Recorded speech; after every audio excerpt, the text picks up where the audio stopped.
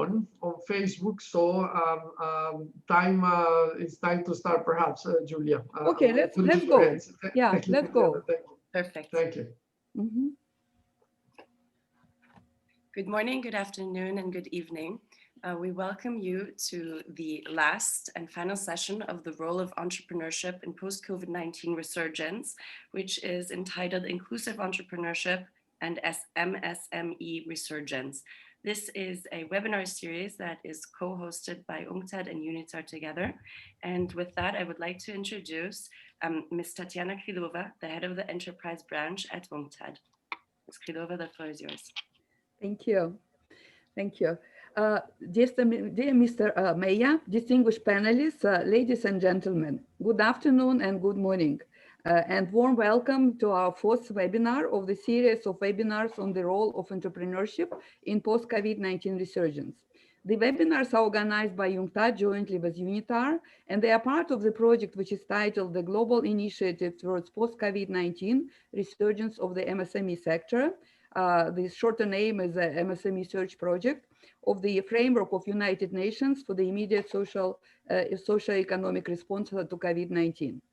The webinar today is devoted to inclusive entrepreneurship. This is the title of our discussions today. The objective of inclusive entrepreneurship is to give all people, regardless of their background, age, or gender, an equal chance to exploit opportunities to create sustainable business, so leaving no one behind. That's inclusive entrepreneurship. Coronavirus disease 2019 caused a severe disruption to societies and economies, and the devastating impact on lives and livelihoods of people were the poorest and most vulnerable, such as youth, women, informal workers, migrants, and refugees. They are hit the hardest by the pandemic. For example, over 1.5 billion workers in the informal sector have been severely affected by the lockdowns, experiencing an 80% decrease in earnings in Africa and Latin America. Youth employment rates have soared, affecting 67.6 million young people and contributing to high informality rates. Migrants and refugee workers have also been particularly hit by the pandemic, as they have been on the front line of losing their source of income. The current crisis also threatens to push back the limited gains made on gender equality and exacerbate the feminization of poverty, vulnerability to violence, and women's equal participation in the labor force. In the crisis, an estimated 40% of women employed globally work in hard-hit sectors such as hospitality and retail. And while women make up 39% of global employment, they account for 54% of overall job losses. So the resulting economic consequences have amplified inequalities. Hygiene and health service are often lacking. Social distancing is harder when you are poor, and you have to go to populated market and bazaars for groceries, take crowded public transport to go to work and go out to generate an income, and many other things that we can list here. So inclusive entrepreneurship policy is really important, and with an integrated and long-term approach, they can help women and youth, as well as migrants and refugees, to get engaged in productive and gainful activities, help also self-employed workers and informal micro, small, and medium-sized enterprises to transition to formality and improve their resilience. So in this regard, also social entrepreneurship play a very critical role. In this area, actually significant progress has been achieved, and we can see through our discussions and research and also experience of implementation of capacity building projects, member states have been increasingly recognizing social entrepreneurship in their legal systems, and they also have advanced in developing national inclusive business strategies. So social entrepreneurs have responded to the COVID-19 crisis all over the world with new initiatives, with innovative enterprises. And in this regard, the 75th General Assembly of United Nations recognized the value they can add, the social entrepreneurs, in an inclusive recovery in its fifth resolution on entrepreneurship for sustainable development, adopted in October 2020, in addition to highlighting the critical role that the MSME sector plays in the post-COVID-19 resurgence. So the post-COVID-19 recovery period will be a once-in-a-generation opportunity to leapfrog towards a new economy. Building more inclusive entrepreneurial ecosystem is in everyone's interest. For example, an exclusion can be economically as well social costly. For example, losses of income from women in activity can reach up to 30% of gross domestic production in countries with high gender inequalities. On the other hand, inclusion of diversity is associated with higher gains and also higher companies' financial performance. But in order to maximize these gains, policies, alignment of entrepreneurship, in order to maximize these gains, alignment of entrepreneurship policies with post-COVID-19 resurgence priorities and the 2030 agenda is of the utmost importance. Unleashing entrepreneurship potential requires a coherent, multi-sectoral and long-term approach to enhance the role of entrepreneurship in economic, financial, social, and environmental sustainability. This means that all policy areas related to entrepreneurship have to be examined with diversity lens. And this is why UNCTAD actually is currently reviewing its entrepreneurship policy framework that we developed in 2012 and implemented since then in many countries. So now we're reviewing it to fully accommodate inclusive entrepreneurship in the framework.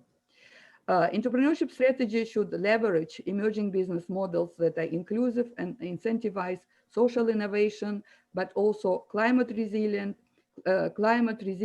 circular, environmentally sustainable business models, which are the topic actually for our next series of our webinars in the first quarter of 2021. So we hope that we will, extend our cooperation to address also that aspect of entrepreneurship policies, which is environmental and climate change related aspects of entrepreneurship promotion. But again, today we focus on inclusive entrepreneurship. And in this regard, I also would like to thank Alex, to thank the UNITAR team for excellent cooperation, because now we are concluding the series of this year, the 4 webinars, which are really very important to promote awareness of the role of entrepreneurship and different aspects of entrepreneurship in inclusive, green, and resilient recovery of economies in general. So we look forward to productive and interactive discussion today. Thank you for your attention. And it's all over to you and to Alex. Thank you. Thank you very much, Ms. Krylova. Next, I would like to introduce Mr. Alex Mejia, the Director for the Division for People and Social Inclusion at UNITAR. Mr. Mejia, the floor is yours. Thank you, Julia. Thank you, Tatiana, always for giving us this holistic view of why is it that we convene these conversations and these roundtables and these webinars. I'm very cognizant of the fact that time is limited, so I will echo a couple of your words. But before we get to the presentation, let me just say that I thank everyone joining us. I saw briefly the list of registrants from so many countries, and I can only express my appreciation to UNCTAD, to several of the panelists for helping us to spread the word to get this big of an audience. But to put things in context, and on behalf of UNITAR, the UN agency that I represent, the United Nations Institute for Training and Research out of Geneva in Switzerland here, I think it's important to see the whole, what has happened with the COVID. And if you can go ahead, Julia. Very sad for me to show these numbers. And every time that we have done these webinars, we have taken a few seconds to remember 71, almost 72 million confirmed cases so far, 1,623,000 persons dead. And this is very updated. Our colleagues at WHO, very close to the Palais de Nation where we are here in Geneva, as of the morning of 16 December, reporting this number. So as of now, this very moment is a lot more.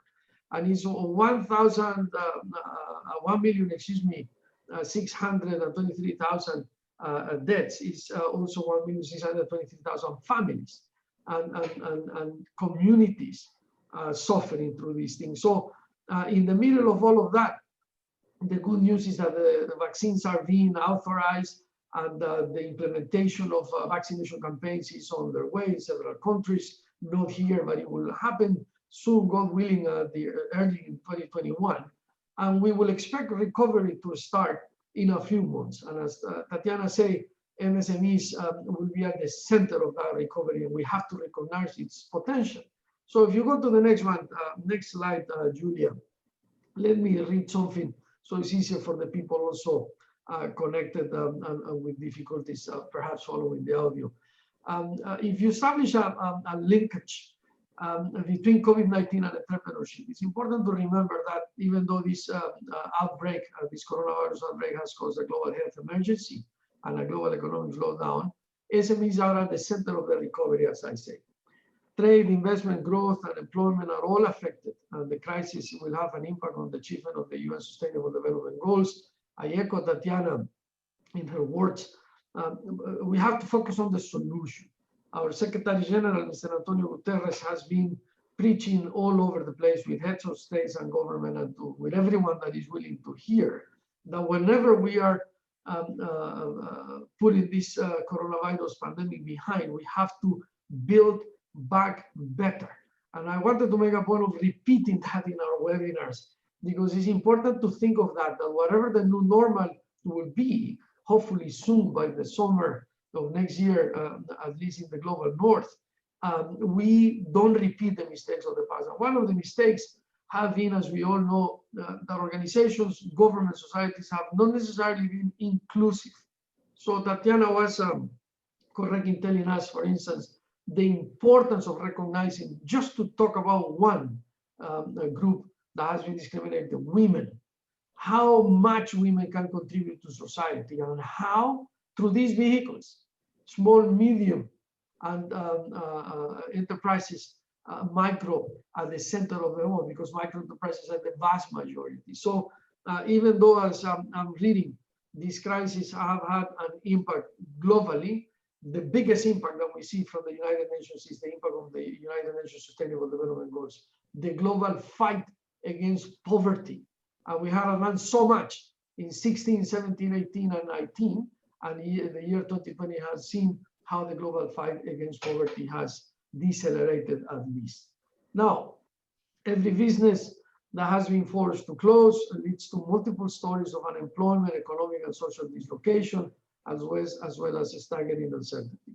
It remains paramount that governments, in partnership with different stakeholders, dedicate their support to drive competitiveness of micro, small, and medium-sized enterprises, with a particular focus on those small businesses in developing countries. And for that, again and again, and this is the central topic here today, inclusiveness, we have to look at those minority groups that normally are discriminated against. Let me read this phrase from a good friend of the house, OECD Secretary General Ángel Gurría from Mexico. He says that we need a fundamental rethinking of SMEs and entrepreneurship policies to improve business conditions and access to resources. We need a renewed measurement agenda to understand how countries, regions, and cities can capitalize on the many diverse small business as drivers for inclusive and sustainable growth. Next, please, Julia. Here, just to give you some numbers, but just in passing, our colleagues at ILO, the International Labour Organization, also very close to where we are here in Geneva, the headquarters, assume, and this is several months old, a new report will come by the end of this year, hopefully early in January, but they assume by mid-year 2020 that 94% of the employed persons in countries with workplace closures are suffering the pandemic. So 94 of the people in employment have been affected by the pandemic. 70.3% was the decline in working hours at the time. Now that we had a second wave of this in October and November, it's even worse. And then if you put some number behind, very conservative estimates from ILO, and as I say, a few months back, the global labor income loss surpasses $3.5 trillion. The IMF is assuming that the rebound in 2021 will take double that amount. So you can understand the size of the economic impact. Next, please. Here, to the point, and this is discussing, raising awareness about the need to be more inclusive when we talk about the MSMEs.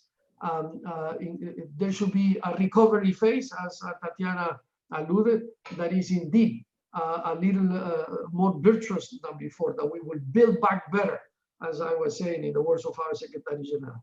So in the framework of this pandemic, social enterprises have strengthened their efforts to invest more in training. That's part of the good news, and supporting local employment, particularly of marginalized groups such as women, youth, and persons with disability. That's what this graph is trying to portray. Next, please. There is a study from the World Bank, just to finish, this is my last idea, but it's the central one. And I invite you to actually read this study. It's entitled, you just go to the worldbank.org website, and it's entitled The Human Face of COVID-19. Remember that, because that's how we should see this thing, the pandemic with a human face.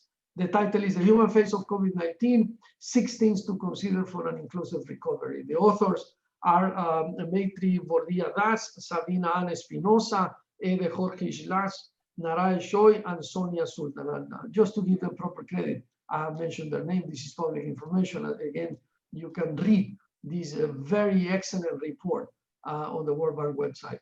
The 6 actions, let me read the first. It's easier to understand it this way.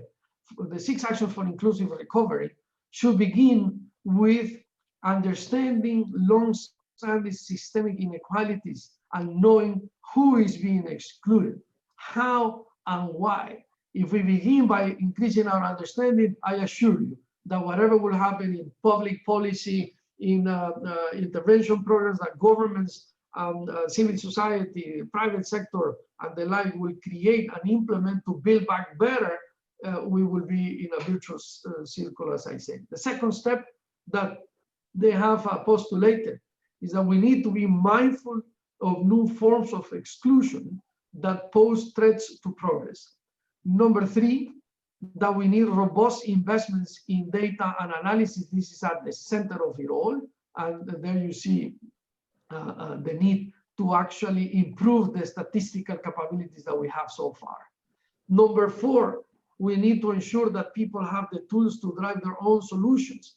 The main author of a solution called recovery is the human being, the person that empowers herself or himself. The government, yes, provides the framework. The government, yes, provides some help, and several organizations, as I say, in the civil society and the private sector as well. But at the end of the day, it is about the person, and especially in this particular case, those that have been discriminated, to have the tools to drive their own solutions and to provide growth to the whole of the economy. The 5th step is that we need to help states and service providers to be accountable to households and communities. This is very critical to focus on accountability. And finally, the World Bank suggests that we need to support the design of stimulus programs that explicitly target excluded populations. So you see, to conclude the short remarks, there is a lot to do to be more inclusive. There is a lot to do to empower better MSMEs. And particularly, if you think of vulnerable groups or groups that have been discriminated and excluded in the past, women at the center should be provided with the tools so they themselves produce, grow, and create value for society as a whole. Next slide, Julia. I think we have finished. Yes, that was the idea, not to take too long. But just to put this in perspective, as I say, we are going to now enter into a panel that give me great pleasure in announcing. We have speakers from America, from Europe, Switzerland, Germany, from Pakistan, from South Africa, and you'll get to hear about them. But with that, Julia, with your permission, I would like to give you the floor back so you can introduce each one of them. And after they give their short remarks, I would be very happy to start with the discussion. Thank you, Julia. Thank you very much. And first up,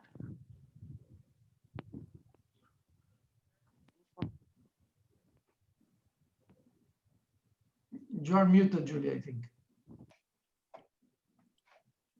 Can you hear me now? Yeah. Okay, apologies for that. Next up, I would like to introduce Mr. Steven Umlaw. He's the Director of the Informal Business and Local Economic Development of the Small Business Development Sector in South Africa. Dear Mr. Umlaw, the floor is yours. Thank you very much, Julia. Thank you, colleagues, ladies and gentlemen, and thank you for having us on this session. Just a quick historical context, because the time is rather limited for a presentation, which I've made very short for that purpose. A bit of historical context is that the government of South Africa in 2014, already recognizing the growth of the informal economy in the country and worldwide, particularly in this part of the world, developed a strategy called the National Informal Business Upliftment Strategy, which was really a policy position to reintroduce the importance of the informal economy to the narrative of economic development in the country. And that policy position and strategy was developed on 5 pillars of interventions. Very importantly, it was the legal and regulatory pillar to cover all aspects to do with that: enterprise development, intergovernmental relations, stakeholder relations, to include all other stakeholders that have any role to play, whether academia or the private sector, research institutions, NGOs, and so forth. Information and communication was the last pillar. And then in 2015, before you move on with the slides, I just want to give this background. If you can just pause on the slide that you have up there. In 2014 and 2015, the Department of Small Business Development represented the South African government together with the Department of Labor and other role players from South Africa, and participated in Geneva on the development of Recommendation 204, leading to the formalization of the informal economy. So processes were put in place to help with that process of moving the informal economy to a much more better position to participate in the mainstream of the economy, not only in the country, but globally. And that was a recommendation adopted by all the participating member countries. The NIBA's instruments were also tested during that period in terms of support, business tools and other skills for support of the informal economy, as well as infrastructure support. And this whole idea of graduation from informal economy to the higher level of MSME participation in the economy. And then in 2020, we were hit by COVID-19. And that is really where I would like to focus on the presentation that I've prepared. And at the Department of Small Business Development, can you go to the previous slide very quickly so I can just give a background to this initiative that our government is running to support.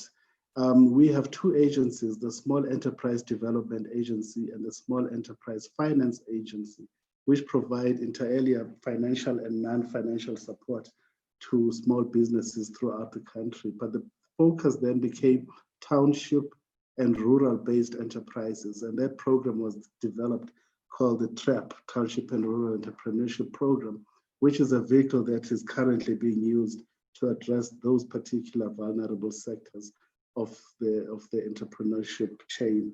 Can you move on to the next one? And I'm trying to go as quickly as possible. The purpose of the TRAP programs is to provide this financial and non-financial support, especially townships, rural, with an emphasis on enterprises owned and managed by designated groups, that is women, youth, and people living with a disability, to increase their capacity to access economic opportunities and enhance their competitiveness. TRAP is deliberately places priority on spatial locations, especially those areas that have previously been neglected, as opposed to the more advanced urban environment where the larger enterprises and the more established higher level MSEs, medium and small enterprises, tend to operate. Government has made a concerted effort to bring out the capacity of the micro and informal businesses to be able to participate by supplying goods and services to both public and private sector, as well as local, provincial, and national government departments on a sustainable basis. So in terms of identification of the perfect market, whether it's through state procurement or through other channels that would allow those small enterprises to have access and thereby grow as the economy is positioned currently. And the next slide, please. There were a few operational guidelines developed to allow specifically targeted informal and very micro businesses to start getting a support of the state during the COVID period. And these are what we call spaza shop programs. Now, spaza shops are in other countries called mom and pops. Now, this small tuck shop type establishment where retail happens. And now within this program, there's been a linkage up the value chain from suppliers who in this instance have been encouraged to be SMMEs to supply these outlets, but also to work with the manufacturers as well as the wholesalers, and to start to strengthen those distribution networks in terms of logistics, all within the space of MSMEs, so that they become almost an economy unto themselves within those designated areas, but with the intention of scaling up to participate in the higher level economic activities of the country. And that has had a huge outreach within the period from April to last week, actually. We've touched over 10,000 of these outlets, and then the numbers keep growing on an ongoing basis. Then the other area that was targeted is clothing, leather, and textile support in a program that was specifically designed for that. And this came about when we started considering the production and supply of PPEs, personal protective equipment, especially masks, as well as other required gloves and so forth as protective equipment. And that opened up a whole area where sourcing of material, the manufacturing of appropriate, and the kind of support offered is through the Small Enterprise Development Agency, which provide non-financial support in the form of business training, financial management, coaching, and mentorship, as well as the financial support through the Small Enterprise Finance Agency in terms of the finances required. Minimal amounts, but that make a huge difference. In dollar terms, it would be in the area of $1,000 per entrepreneur. And then there was the ramping up of small-scale bakeries and confectionaries, a program developed along the same lines as the previous programs to supply the basic food stuffs in those localities. And this program is also upscaling quite rapidly. Auto body repairs and mechanics, as well as small and independent auto spares shops and informal automotive entrepreneurs, again, as an area where support was direly needed by the entrepreneurs, particularly the informal businesses in that space, to again link them up to programs as well as opportunities that reside in that space. Then the butchery support program was linked to the Department of Health in terms of ensuring compliance, remembering that in all of these programs, there were regulatory and legal requirements and compliance issues.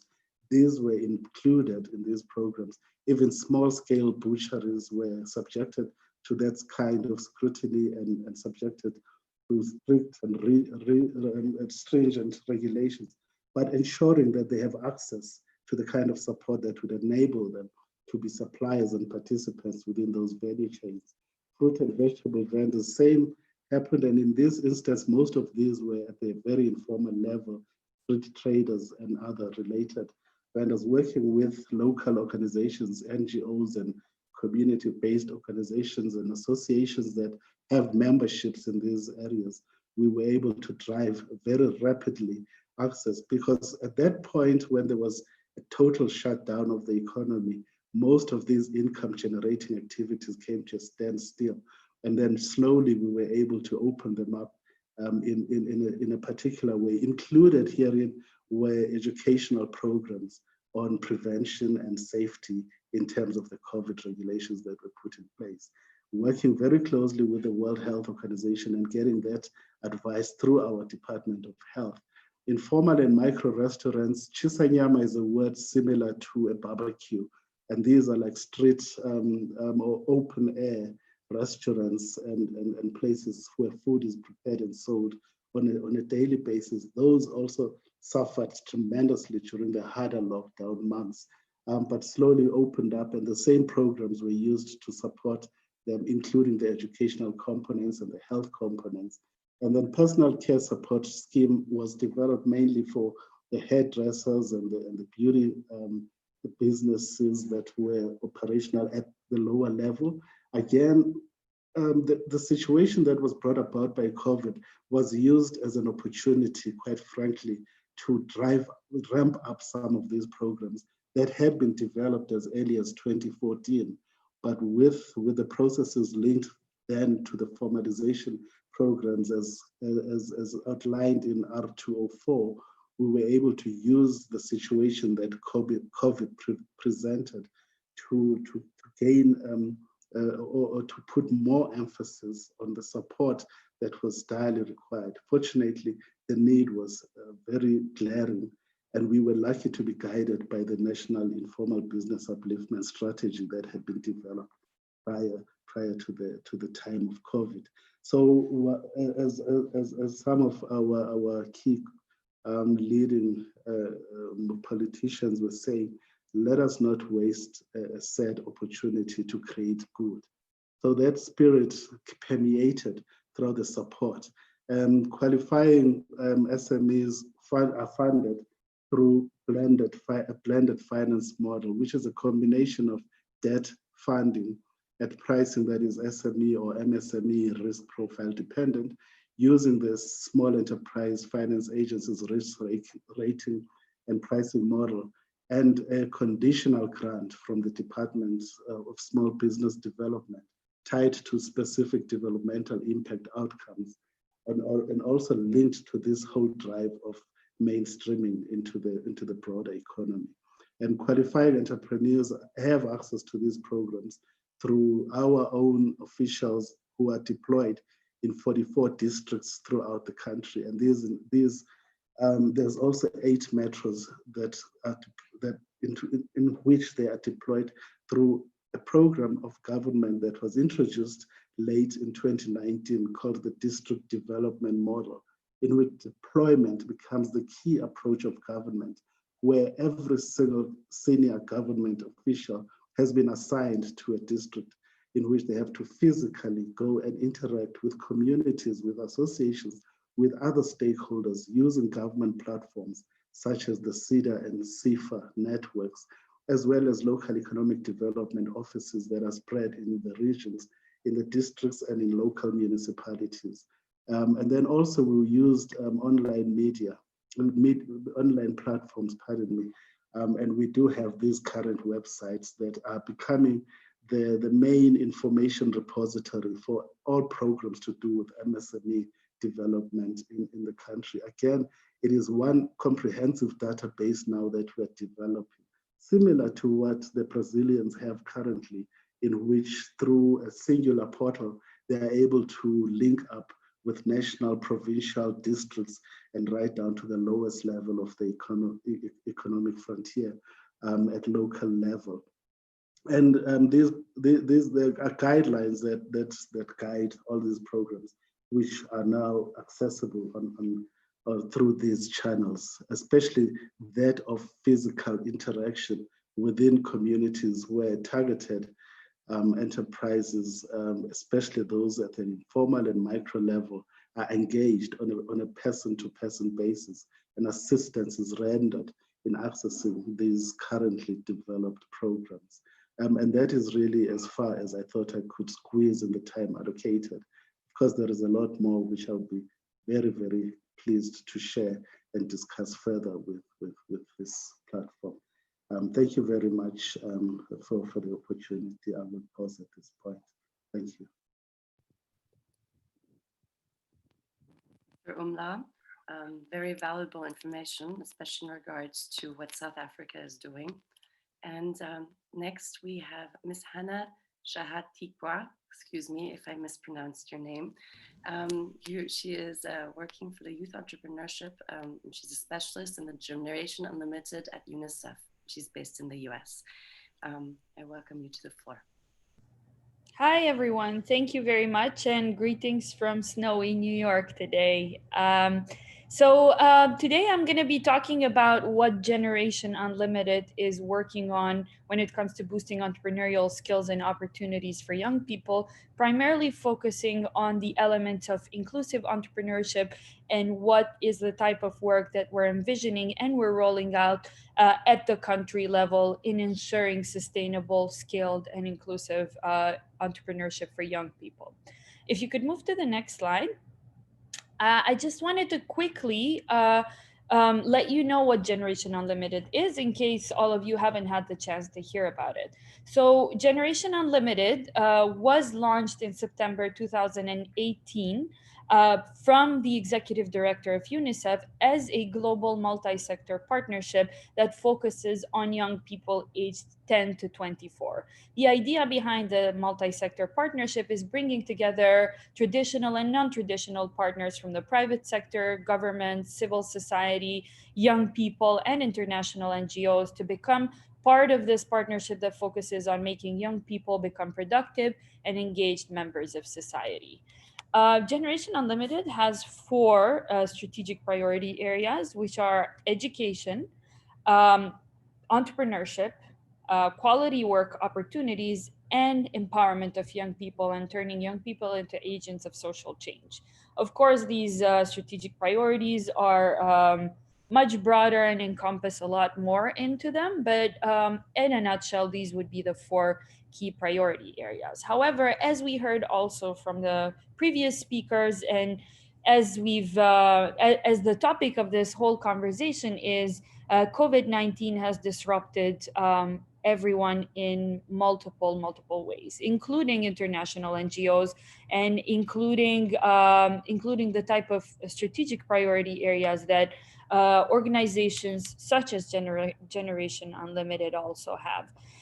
So in the beginning of the year, we had to take a hard look at what we're doing and reshuffle and reprioritize some of the work that we're doing to make sure that there's an immediate COVID response, COVID-19 task force response towards the needs of young people globally. And so our work shifted towards these four key areas.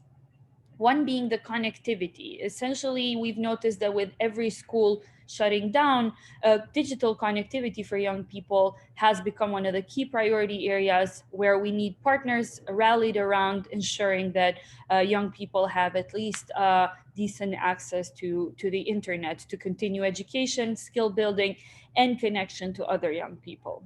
The second piece is scaling up remote learning platforms, skilling platforms, so that young people, despite being out of school, have access to remote learning opportunities and platforms that convey a similar level of skilling.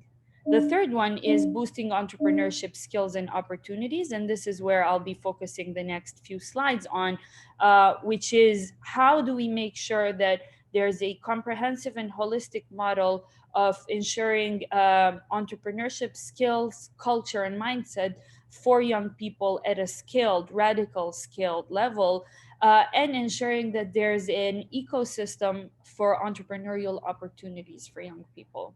And then finally, focusing on supporting young people as change makers and agents of social change at the community level through volunteerism and through different kinds of other platforms. So we'll be focusing on task force number 3, which is the one exactly boosting entrepreneurial skills and opportunities. So what are we doing here? Essentially, over 2020 and 2021, we have rallied around an impressive array of different partners from the private sector, philanthropy, civil society, and governments, and of course, young entrepreneurs, to put together this work plan, which is already in play to reach up to 91 million young people in 10 countries for a radical scale up of promising entrepreneurial solutions that boost entrepreneurial skills and opportunities for young people. as I said, we have this two-pronged approach, which is a holistic youth entrepreneurship model in some major markets, as well as focusing on introducing entrepreneurial skills through formal and non-formal education in 10 countries for radical reach of this critical mass of young people with the right skills and mindsets for entrepreneurship. So the goal of the work stream in total is to foster mass entrepreneurship at the small and medium enterprise level, so MSME level, and focus on growth-oriented opportunity entrepreneurship.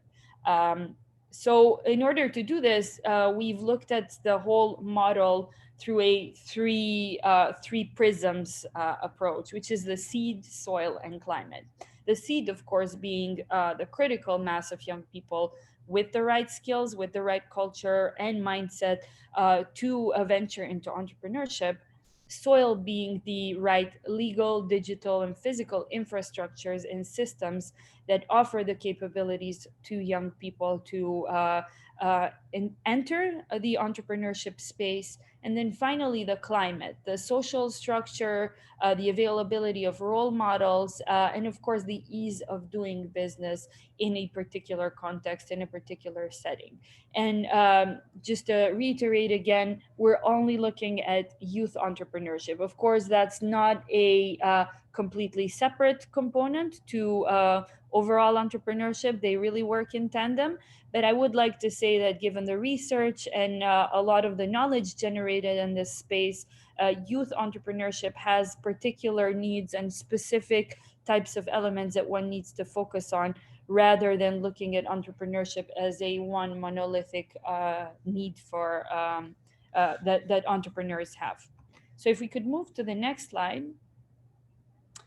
So as I said, we've looked at this in a two-pronged approach. The initial focus of the work stream is entrepreneurship skill building and promising entrepreneurial skill building solutions in 10 initial priority countries, which are India, Bangladesh, Thailand, Kenya, South Africa, Nigeria, Egypt, Tajikistan, Argentina, and Mexico. So we've looked at quite a global approach. And the way that we're looking at the entrepreneurship skill building is by initially doing in-country research on the current conditions of the entrepreneurship ecosystem, especially given the COVID-19 pandemic. So I think I really appreciate the types of insights that Mr. Alex also mentioned earlier. Data and research is really crucial to make sure that we're focusing on the right gaps, focusing on the right solutions to entrepreneurship in country. So we've done extensive in-country research on the priority countries, and we've invested in identifying prominent local champions that will champion this entrepreneurship ecosystem at the local level to establish this local coalition of partners that will foster a sustainable entrepreneurship ecosystem that offers the specific kinds of elements that young entrepreneurs need. And then finally, focusing on integrating entrepreneurship skills into national secondary level curricula. So with that being said, of course, we know that a lot of the young people are still out of school because of lockdowns, because of the situation that the pandemic has created. And that's why these task forces that I mentioned earlier really do interact with one another in making sure that we're not only focusing on the formal education, but we're also looking at remote skill building platforms that will work in tandem to ensure young people do have access to skill building opportunities and to ensure that these skill building opportunities are inclusive. So really focusing on the inclusive entrepreneurship through building young people's attitude, competences, and skills to be entrepreneurial. If you can move on to the next slide. Yes. And then as we're focusing in entrepreneurship skill building and education in these 10 countries, in parallel, we're also looking at this holistic youth entrepreneurship model, further honing down on 3 of these 10 countries to create this vibrant entrepreneurial ecosystem in India, Kenya, and Mexico. So what that encompasses is inclusive of entrepreneurship education, but also looking at entrepreneurship financing, seed funding, that initial capital that young people have harder access to, and of course the incubation and acceleration services, and leveraging investments and learnings from mission-aligned partners. So we've created this coalition of mission-aligned partners and willing partners to scale up the work plan of this Boosting Entrepreneurial Skills and Opportunities work stream. So if you can move on to the next slide. So the current setup of the work stream and the current partners that we have on board in implementing this particular work stream's work plan are the ones you see in front. Essentially, we have the co-chairs of our work stream being the Global Alliance for Mass Entrepreneurship and IKEA Foundation. And we have another impressive array of different partners, such as the World Bank, ING, UNDP, a lot of philanthropies, such as Tony Elumelu Foundation or Higher Life Foundation, bilaterals and multilaterals, and now also including partners such as MasterCard Foundation and Rockefeller and so on. With that said, I would say that so far we've reached a portion of that number of young people with entrepreneurial skill building opportunities, and with in the process of creating this holistic entrepreneurship model, but we have a long way to go. And I think one key lesson here is that in trying to build inclusive entrepreneurship ecosystems, you need a holistic look at the partnership as well. So having partners from a variety of different backgrounds and sectors, grassroots organizations that reach the most marginalized young people, philanthropies, private sector entities that are aware of what the types of skills are that young people need to get into entrepreneurship and into the labor market overall, as well as governments themselves, who will be the ones that implement inclusive entrepreneurship policies after COVID, are the types of partners that one needs in a partnership platform to be able to implement at massive scale inclusive entrepreneurial opportunities, solutions, and policies ultimately. So with that, I think my presentation is over.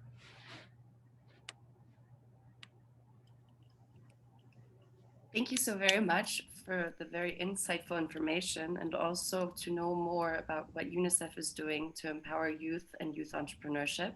Thank you very much. Next up is Mr. Christian Jan. He's the Executive Director of the Inclusive Business Action Network, or IBAN, and based in Germany. Dear Mr. Jan, I welcome you to the floor. Yeah, thank you to UNCTAD and UNITAR for having me this afternoon or morning, depending on where you're listening from. It's a pleasure to be on this panel to tell you a little bit more about inclusive businesses and their role when we talk about inclusive recovery, or also building back better, or I would say building forward better, to have really a paradigm shift there. Before I start with this, just let me give you a short background on what Inclusive Business Action Network stands for. What are we doing? As you can see, it is a program, it's a global initiative. It is funded by the European Union and by the German government, and it's implemented by GIZ, the German International Corporation. We started in 2014. If you can go to the next slide, please. Where we focus really from the beginning actually on supporting the scaling of inclusive business models. And that we do mainly in two areas. One area is where we work directly with the companies, with inclusive businesses. And on the other hand, we also strengthen the capacity of policymakers to help them to improve the framework conditions for such inclusive businesses. And then we have, as a third pillar, we have a global online platform, which is actually the largest knowledge platform on inclusive business that we manage together with a lot of partners from our ecosystem, where we provide up-to-date information and analysis related to inclusive business around the world. And then we go deep. On the right side, you see the circle, the in-country action, where we focus now on impact investment readiness since this year for companies, and also on improving framework conditions, speaking national strategies for policymakers.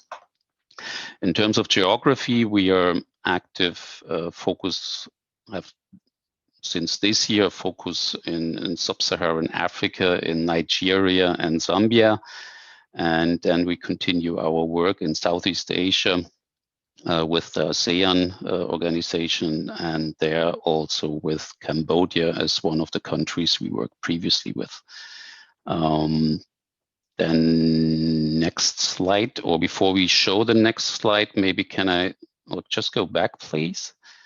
Because we wanted to have a little poll and actually asking on who's actually familiar with inclusive businesses. So if you can just post the poll now, Julia, that would be great, so that the participants can vote there.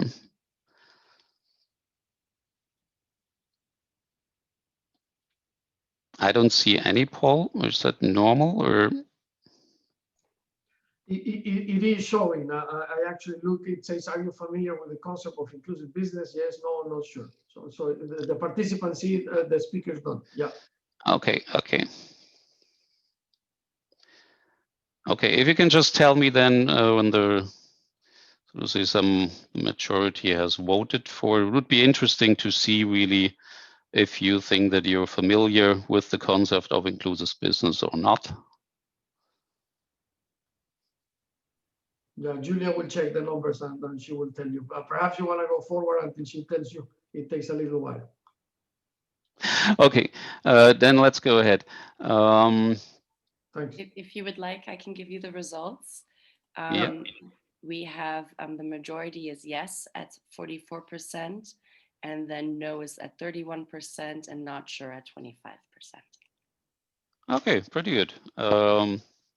Then for those who are not yet sure, and to verify for those who are familiar already, you see on this slide, because I think it's quite crucial that we get a good understanding if we talk about inclusive entrepreneurship or inclusive business, what do we mean actually?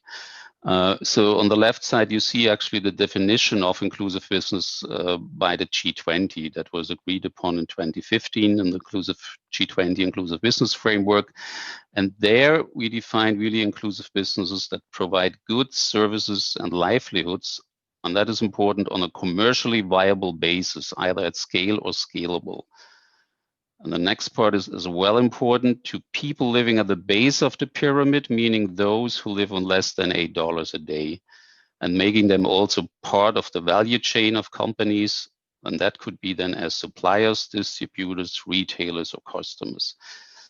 And so it's a clear distinction to social enterprises or CSR activities or philanthropy. And I think that's also in terms of building back better, quite important to see on what kind of companies should we actually focus when we say we want to build back better. And there, I think inclusive business really makes clearly the case, because it's not only the business that is a viable business, but it also has a positive impact on the poor sector of the population, and therefore it can really help to solve development problems. Now, next slide, please. Now, if we really look at the impact that inclusive business can have on the inclusive economic recovery, we published on our website on the last few weeks or months also quite a number of articles from entrepreneurs, from companies, from experts who looked into it, what is happening actually during this COVID-19 times and how do companies respond. And there we just put up a few items which came out quite often and the most important thing, and that resonates quite well with what Alex presented earlier in the introduction with reference to the World Bank framework on inclusive recovery, is really that local knowledge for local solution. That is what is needed to invest, for example, in the agricultural sector, in local sourcing from smallholder farmers, or to also build strong local ecosystems that are then again composed of small, medium enterprises. These kind of business have shown really a stronger resilience to those external shocks, not only now through COVID-19, but also already in the past.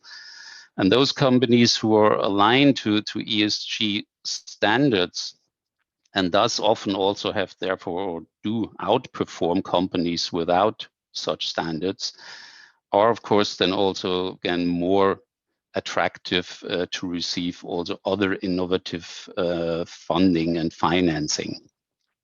So these are just a few items that were listed when we were looking into what are actually the challenges and how do companies deal with it. Another point was also still mentioned, that they are always quite open to collaborate, not only with governments, but also to collaborate with other companies in partnership, because these businesses are mission-driven businesses, and therefore it goes beyond, let's say, pure profit making, and that is what also strengthens them during these times of crisis.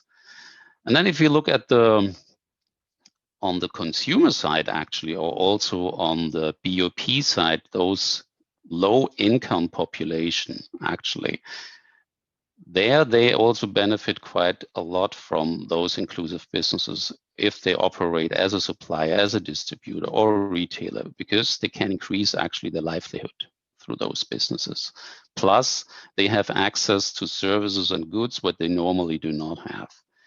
And so that is, especially during this kind of crisis, it became more and more clear to us. It is really a case for such businesses that are inclusive in the sense of including the poor in their value chain, actually. Now, next slide, please. And just to show you that what I just said before, there are a lot of publications popping up. We just put there a few headings where you can see IFC, who invested already more than 22 billion in inclusive businesses, is also quite on the forefront when looking now into the possibilities of strengthening inclusive businesses even more. Now, next slide. Now, I was also asked to talk a bit about the policy field. What can actually policymakers do to improve such conditions to become more conducive for inclusive businesses?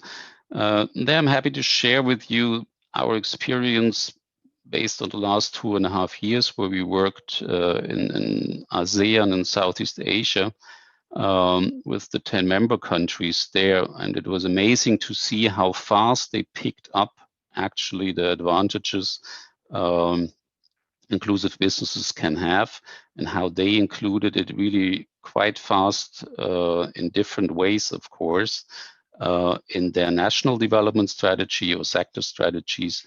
And based on this experience, we came up here with this 12 policy instruments, which I'm not going through each one of those, but just to highlight 2 or 3.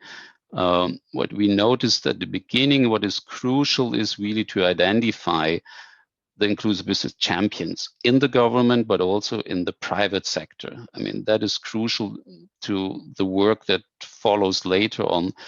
If you don't have somebody in the hierarchy that supports inclusive businesses in their area, then it becomes very difficult. But if you have these people and they can push it, that helps tremendously to build awareness then continuously to show what are the advantages actually for the society, but also for the economic development in promoting inclusive business. And then you can continue in having accreditation, registration schemes, of inclusive businesses. A few countries have done that already. The Philippines, for example, they established an accreditation system where they first register the first few companies now, when those companies are getting tax incentives as long as they qualify through the IB criteria that have been developed beforehand. So these instruments that are listed there, we can still provide more information on that, and please feel free to contact me there. We are happy to do so, or if you go to the next slide, please. You can also find more information on that on the inclusivebusiness.net. That's our website. And I'm also happy to announce that actually today we launched the first e-learning course on inclusive business, where you can register yourself. The course is for free. It's a self-taught lesson, several modules according to your own pace. We presented that actually just in fact last week to the Empretec centers of Latin America, and they are also quite interested in getting that in Spanish and Portuguese. But I was just thinking maybe also for the colleague from UNICEF, this could also be something interesting for your youth entrepreneurship. Feel free to provide this information. They can register there. As I said, it's for free, it's self-paced. And I hope you can enjoy the learning there. Thank you. Thank you very much, Mr. Jan, for telling us what your organization is doing for inclusive entrepreneurship. And next up, we have Mr. Ozal Sesha.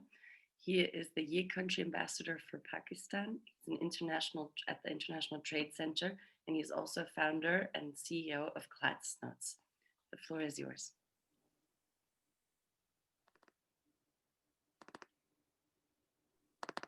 Mr. Sesha, can you hear us? Yeah. So hi everyone, I am Ozal Zisha. I'm from Pakistan. I'm the Ye Country Ambassador for Pakistan at ITC, and I'm also an entrepreneur myself. I'm the founder and CEO of Notes. So today since I'm an entrepreneur myself and I'm from among the panel, the only one who's from a developing nation, the challenges that we faced during this whole pandemic were really different from the ones that people experienced in the developed world. And the way to solve those challenges, we found out the solution would also have to be different. So just to give an overview, the 50% of the global folks that was at the risk of employment, the economic instability till 2023, and the 115 million people who are pushed to the extreme poverty just in this year, the biggest impact of this whole pandemic was felt the hardest in the developing world. And with the help of ITC, we started looking at some of the solution on how we can use entrepreneurship, how we can use entrepreneurs to come up with solution to make sure that people don't lose their not just their jobs, but also to make the social life more stable during this whole time. So if you can just go to the next slide. So the challenges that we faced there were nationwide lockdowns. So traditional working from home was not possible during this time. There was this huge economic uncertainty, especially for the developing world, which had loans to pay off, which were already under a lot of debt. What was going to happen? There was this fear of inflation, fear of bankruptcy especially for Pakistan. And then most importantly, there is this huge lack of resources that most of the developing worlds have. So we don't have a lot of money in our banks to give stimulus checks to business owners or to entrepreneurs to make sure that they don't lay off their employees. So we have to get creative.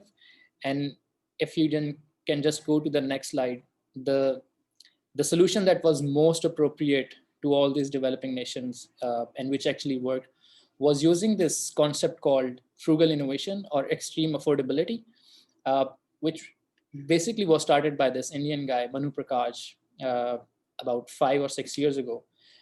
There was this crisis that was taking place in Africa where a lot of people were being affected by malaria, and the cost of setting up laboratories in those nations were in the millions of dollars.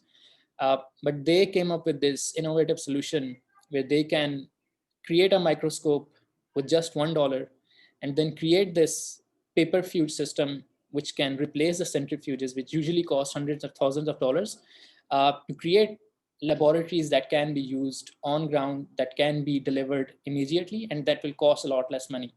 So we worked on this approach, especially in the developing world. And I'm seeing a lot of questions from participants and a lot of people who are viewing this. They're asking apart from the resilience thing, what can the countries do which do not have access to resources? What can the entrepreneurs in those countries do? And I think the answer lies in this approach, to use frugal innovation, to use extreme affordability, to not just bring down the cost of operating your businesses, but also make sure that you come up with solutions that require a lot less material, that require a lot less resources, and that can be used to solve those problems that we're facing currently. I'll just quickly go through the next 4 slides to show what one of the businesses which use this approach, and which is Classnotes. So as soon as the pandemic hit the schools, all the school system across Pakistan and in this region, they were closed. Online education was the way forward, but however, coming up with an online education system in this less time was not possible. So we used this approach to create this education platform to help students learn online. If you can go to the next slide. We did not spend any money on hiring or renting expensive offices, or hiring a lot of people, or hiring people at very high wages.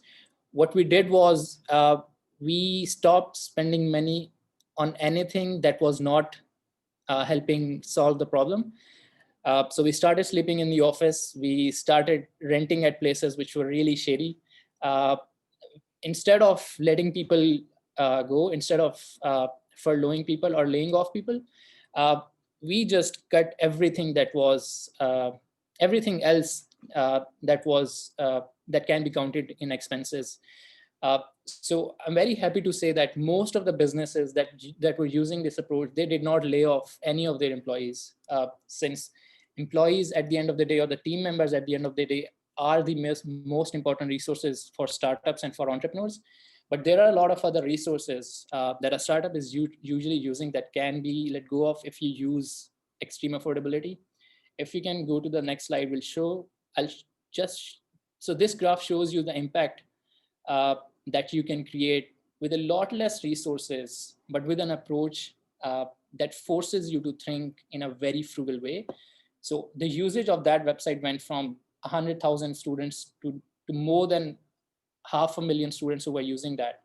And that impacted, if you can go to the next slide. So just during this period, more than 5 million students were helped, 30% of which from low-income communities, 52% of which for female students from Asia Pacific and MENA region. 15 scholarships were given out, and these students were from 10 countries. Now, the most important thing is there was another project that was being supported by UKAID, and they spent around $200,000 just on that solution, but they did not use this approach, and they were doing things the same way pre-COVID-19 era, and they ended up not creating that big of an impact. Now, the solution that I just showed you, this only used $15,000 in this whole period, and it ended up creating 5 times more or much a bigger impact, and was featured in a research paper by Cambridge Education.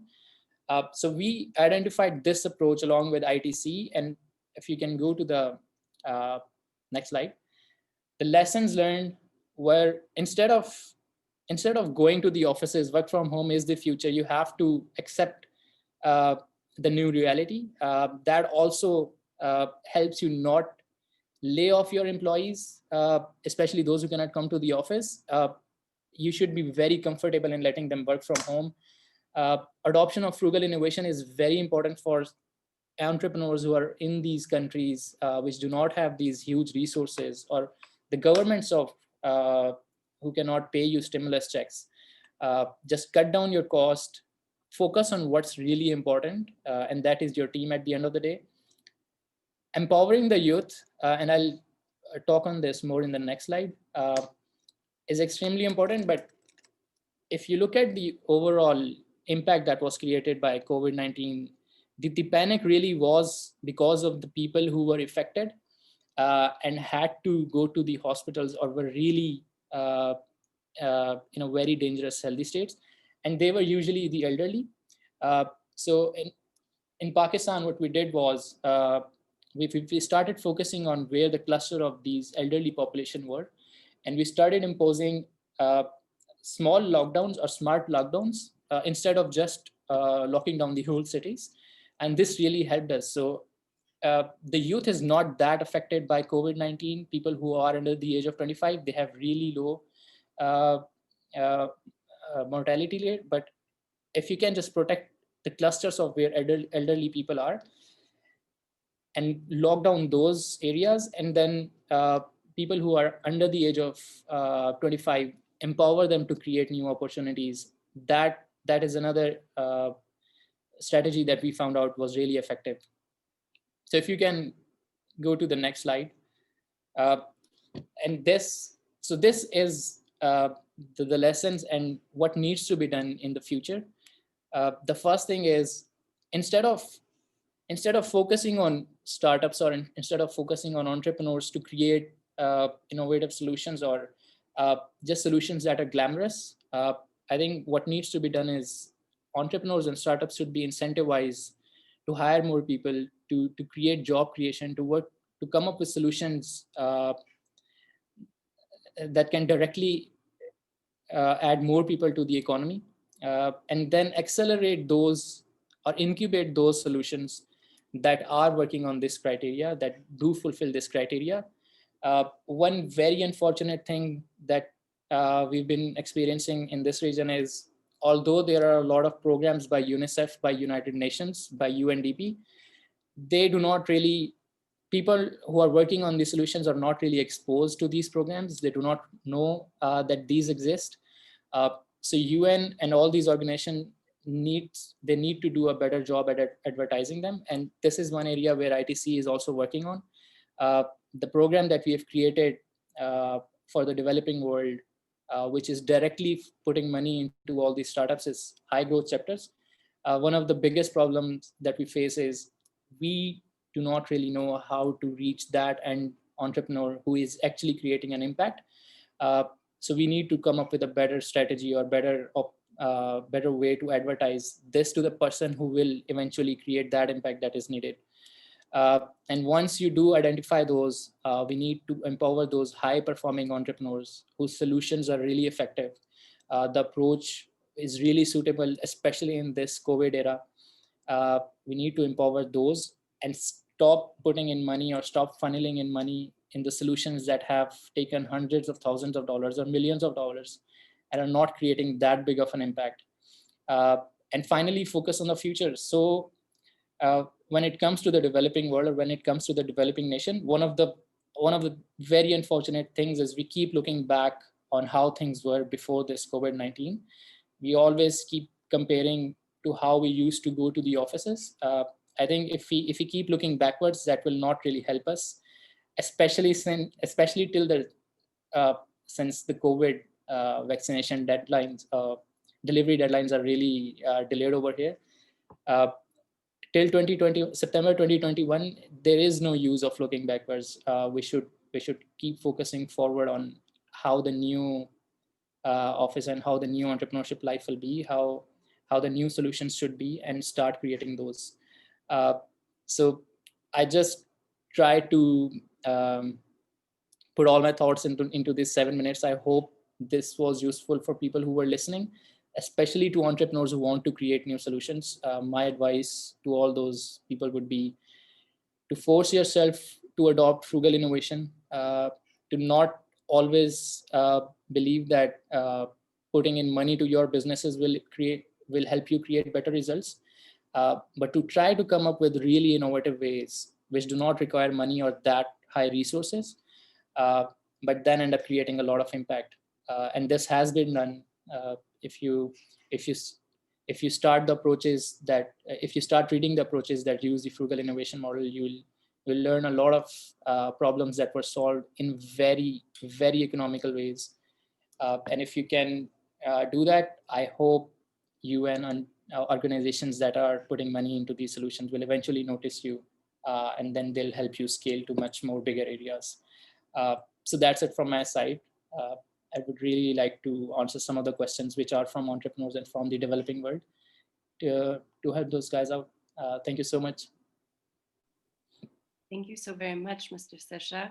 It was really very interesting to hear about frugal innovations and also know more about your actual own entrepreneurship project of Class Notes. Next up, we have Ms. Colette van der Ven. She's the founder and CEO of Tulip Consulting. Ms. van der Ven, the floor is yours. Hi, everybody. I'm very happy to be here.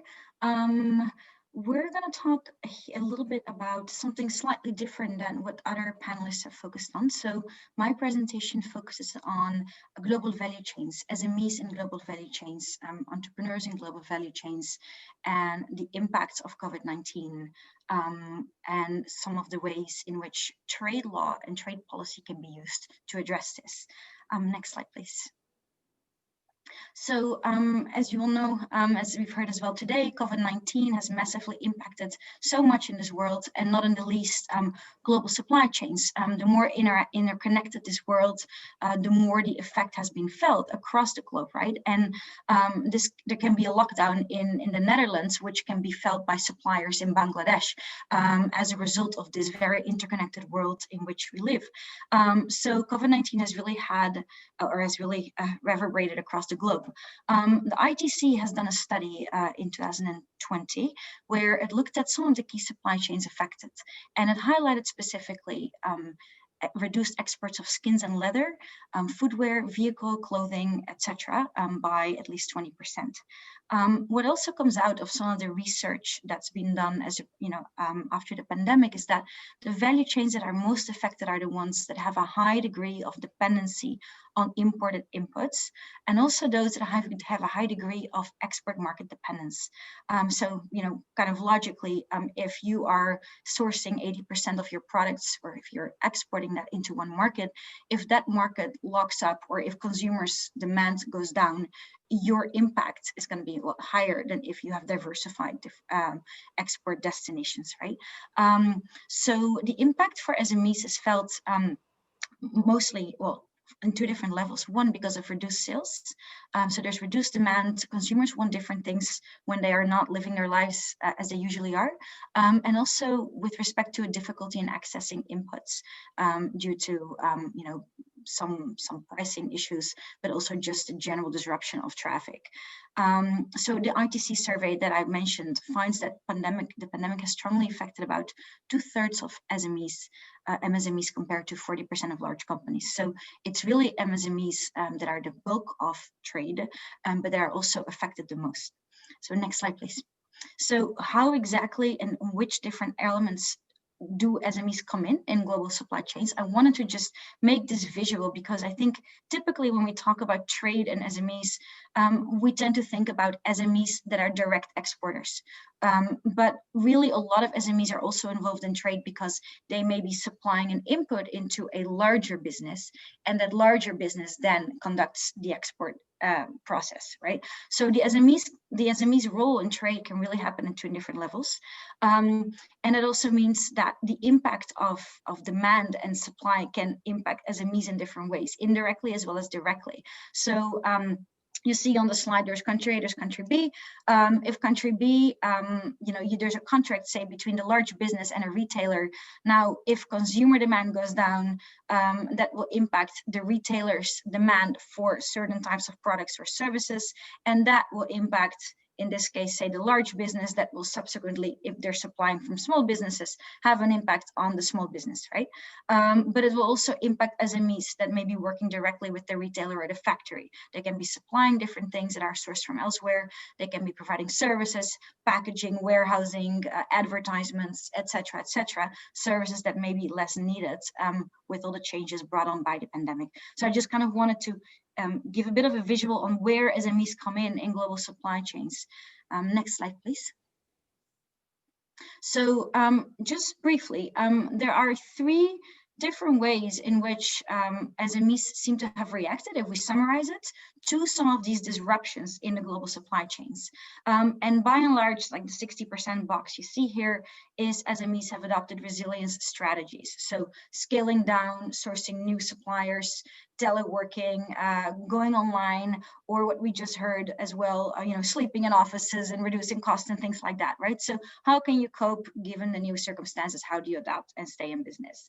Now, about 20% has had to lay off employees, sell assets, etc. So they were really victims of this pandemic.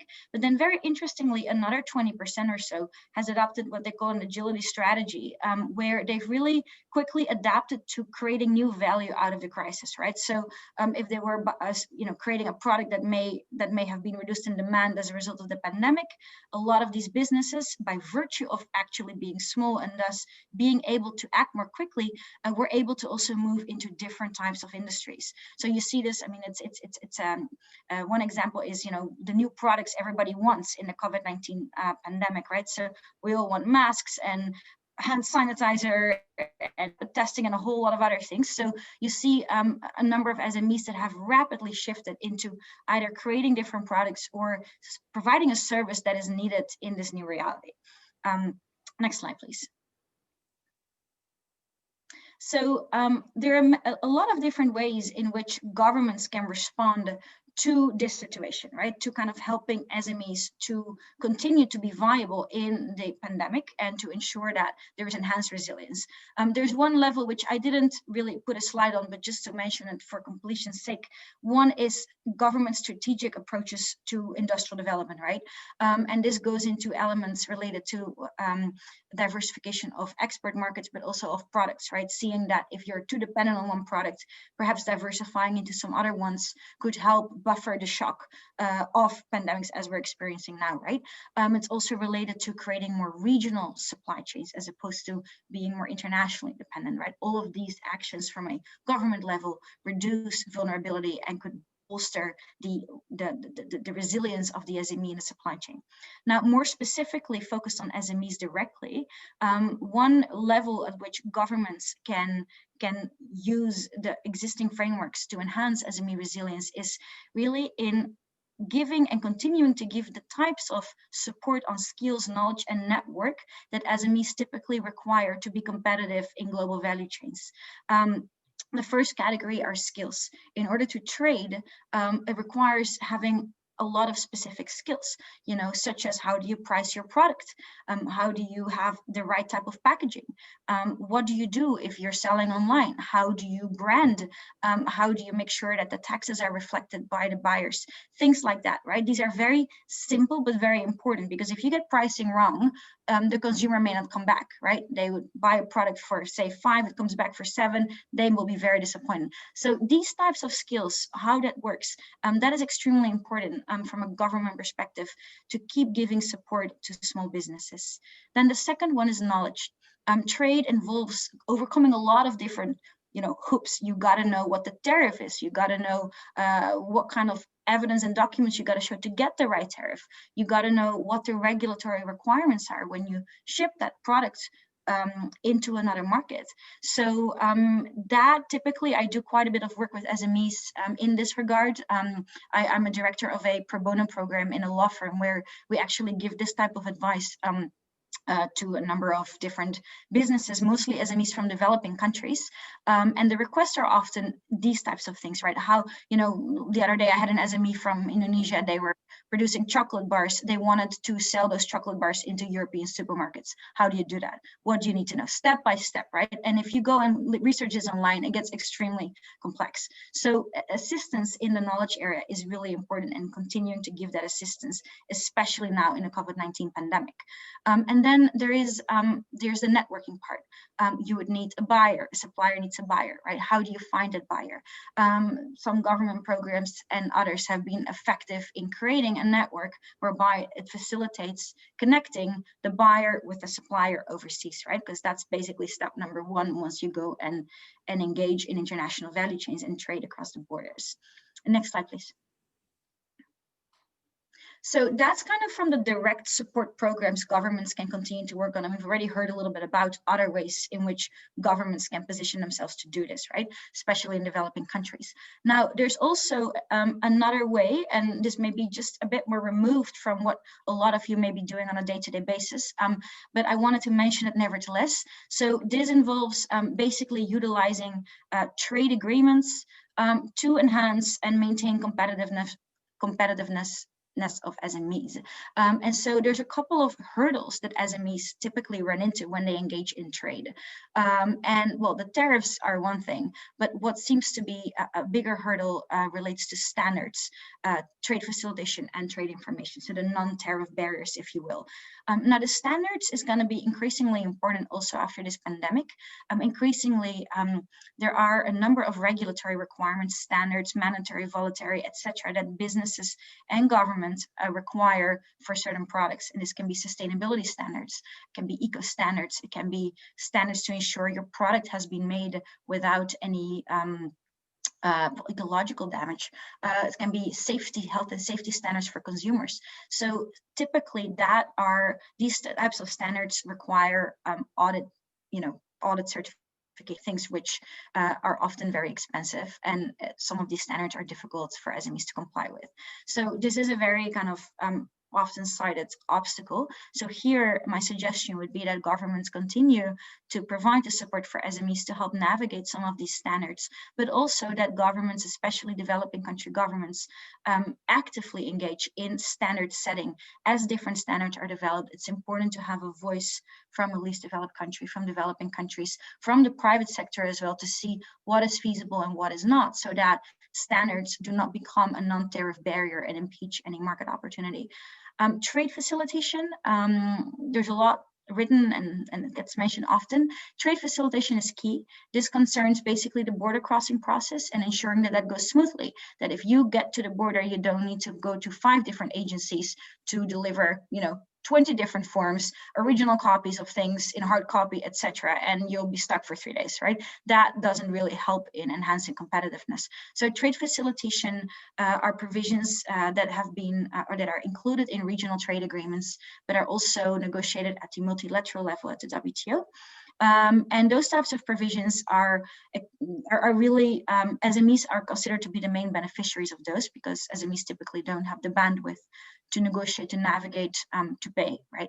So these types of efforts governments are doing to streamline border procedures, to enhance trade facilitation, should by all means be continued, especially in the context of the COVID-19 situation. And then trade information, right? As I mentioned earlier, so one key element, a lot of the pro bono clients we deal with at the firm always ask is, how do I know what I need to do? So there are different types of government initiatives, different websites. The ITC does this as well, where information is provided on, step by step, and that needs to continue to be set out. The next slide, please. This is the final slide. I know we're running a bit over time. So another element that's been really important in the pandemic has been digitalization of products and services, but also digital trade. And so a lot of trade agreements have provisions in there to facilitate the transition of digital trade. The WTO, they're also negotiating a joint statement initiative on this. But there, what's important to think about in this context is, I think, one, continuing that process of ensuring that trade, the regulatory framework that underpins the digital world isn't heterogeneous, basically, right? So if country A has different types of data privacy regulations, different types of transactional legislations, different types of consumer protection requirements than country B, this could be a tension in the trade transactions. So harmonizing these types of frameworks, that's sometimes being done as part of a trade agreement, and that those are types of the efforts that need to continue to be discussed, and the importance of which has been specifically emphasized by COVID-19. And then international platforms and advice for SMEs on selling on those. The reality of digital trade is that Small businesses often use international platforms or even local but bigger platforms. That brings a lot of questions with it, right? How much do you pay? What are your rights? How does this work? And it's really important that in this context of enhanced digitalization, those questions continue to be asked and discussed. And then e-governance. So it's important for governments to provide access to basic services and information online. And the pandemic hopefully has served as a stepping stone to further update and advance these services. So I'm going to stop here. And if there's any questions, please let me know.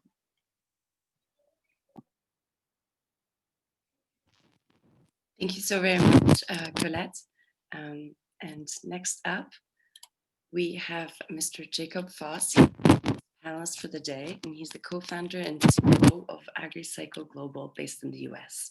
Welcome to the floor. Thank you very much. So, like you said, my name is Jacob Voss. I'm the co-founder and CEO of AgriCycle Global. And at AgriCycle, we connect smallholder farmers and emerging economies to global markets through a vertically integrated supply chain and portfolio of upcycled and ethically sourced brands.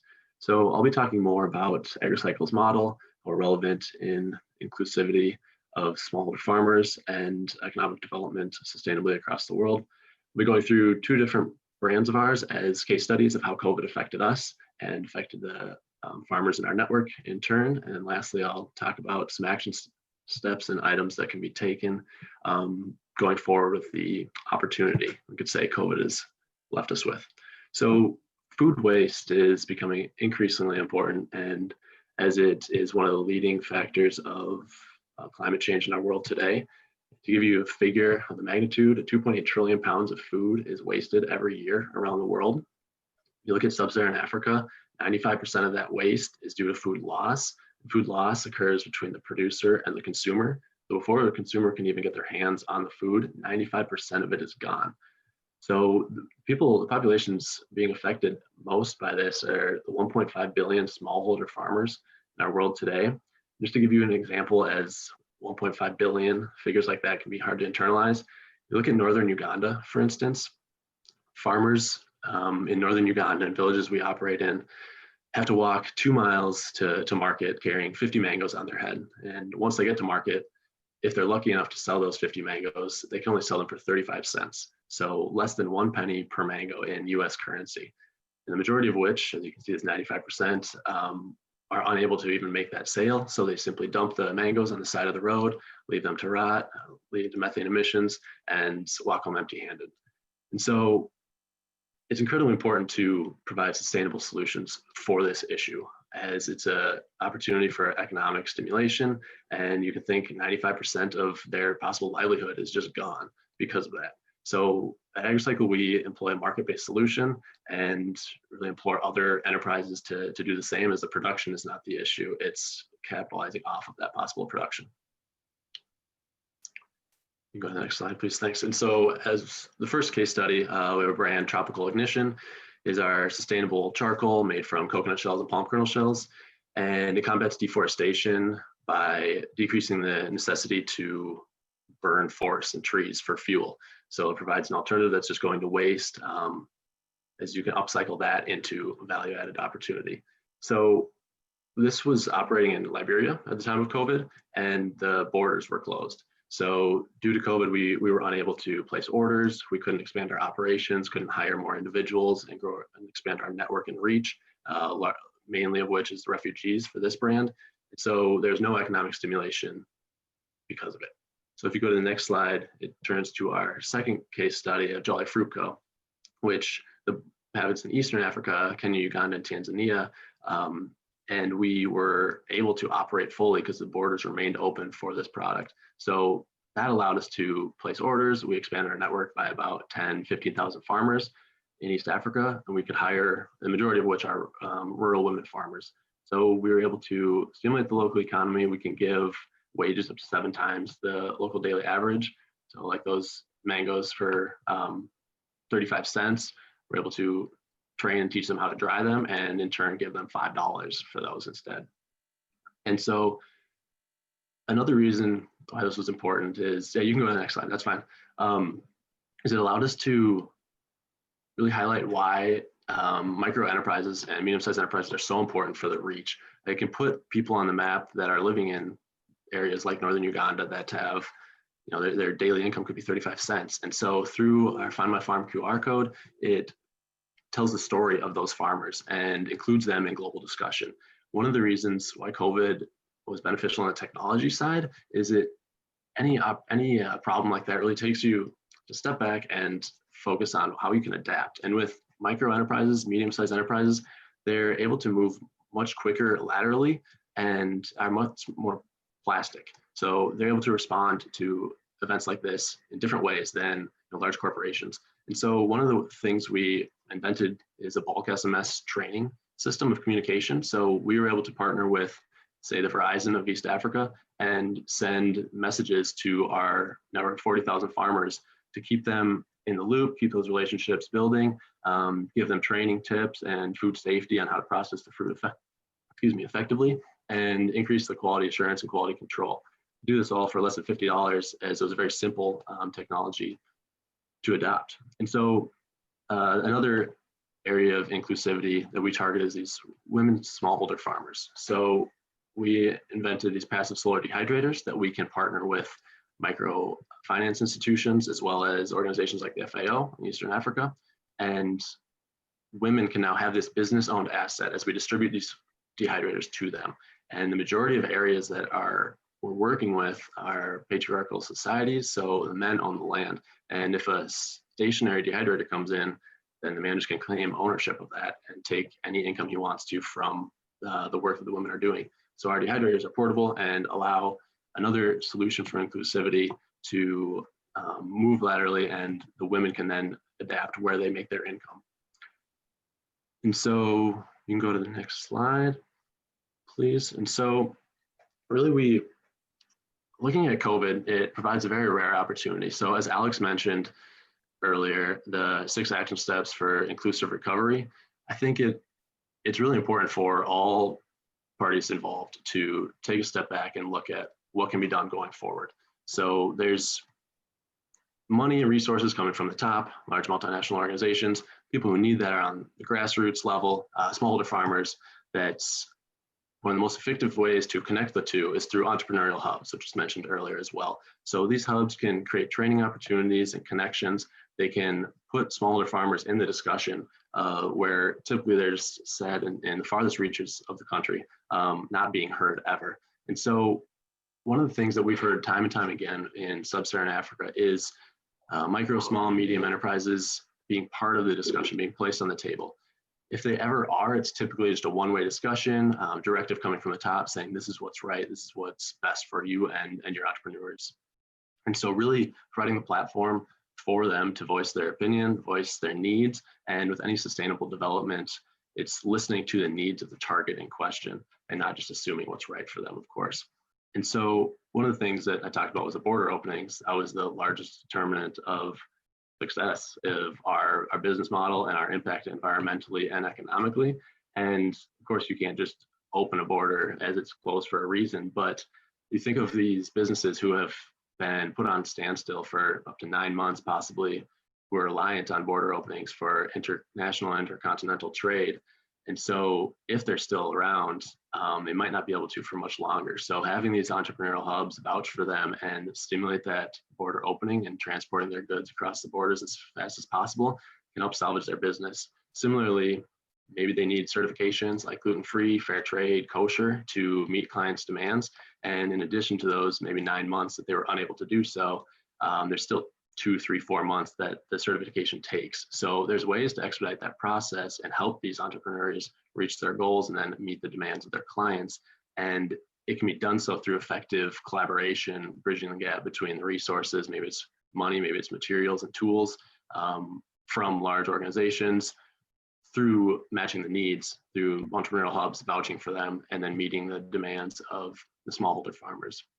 So as we've taken everything into account from the business model of AgriCycle, eradicating extreme poverty through market-based solutions by upcycling would-be food waste, we've had our success through partnering with many different organizations that are in the know of the farmers in our network, from investment incentives. There's one-to-one matching opportunities that can really help grow your reach, as well as stimulate economic recovery of marginalized populations of women, youth, refugees, and migrants.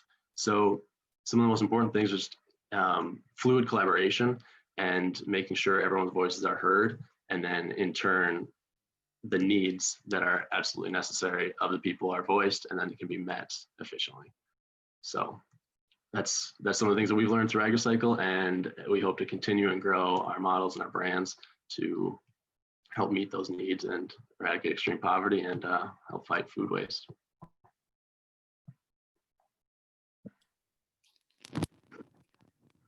The introduction of AgriCycle and the very valuable input that you bring to the table.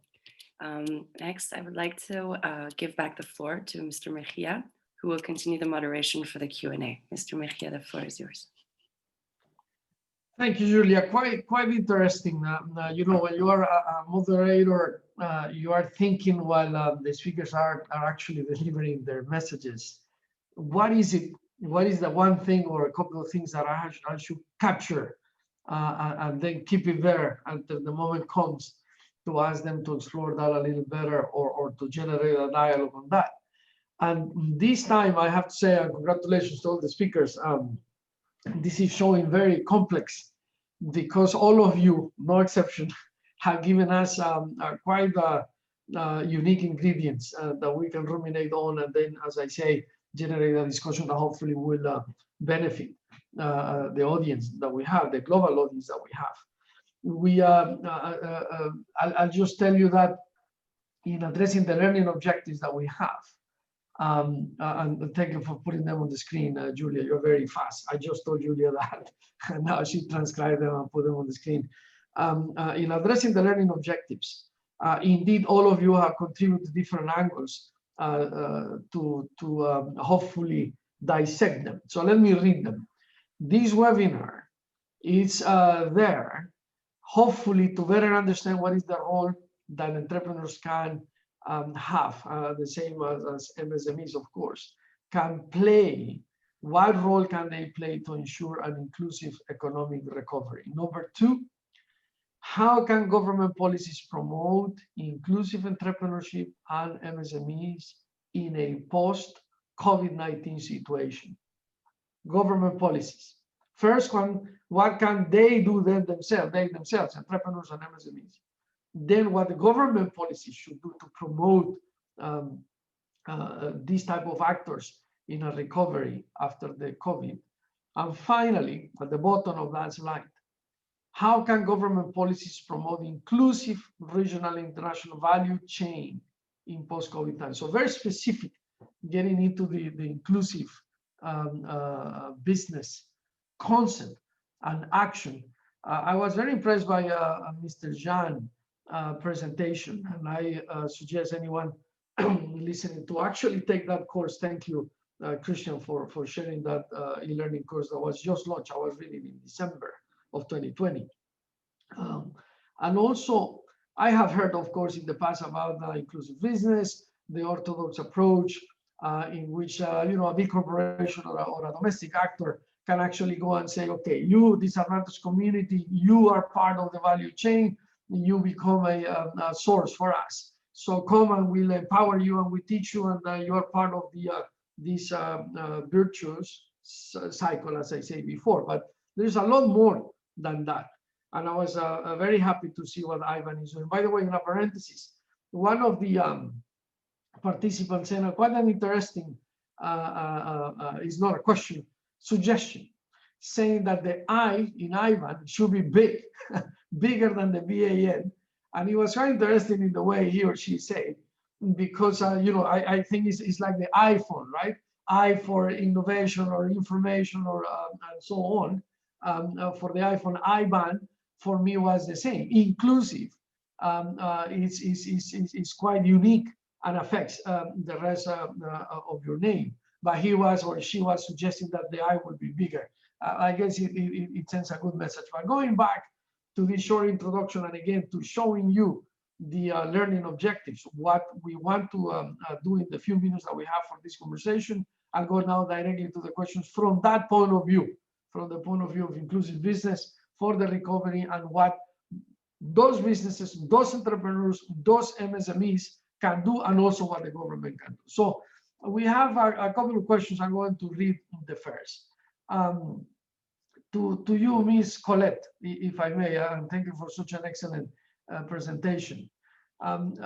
Based on your vantage point and your knowledge, what do you think will be the impact of digital diplomacy? That was quite a unique question, because we are talking of the digital, and we are in the digital realm at this day and age. But the question is, what could be the value of impact, the impact of digital diplomacy in this recovery? Can you give us some comments on that? Yeah, sure. Many thanks.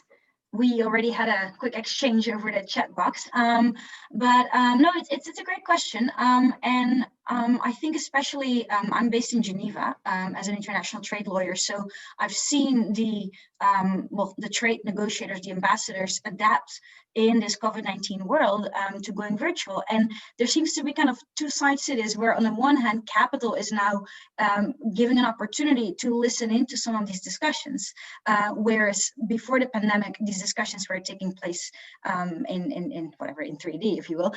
So there is on the one hand some suggestions where people say, well, what's the point of having this in-person diplomacy, the ambassadors on the ground, etc., etc.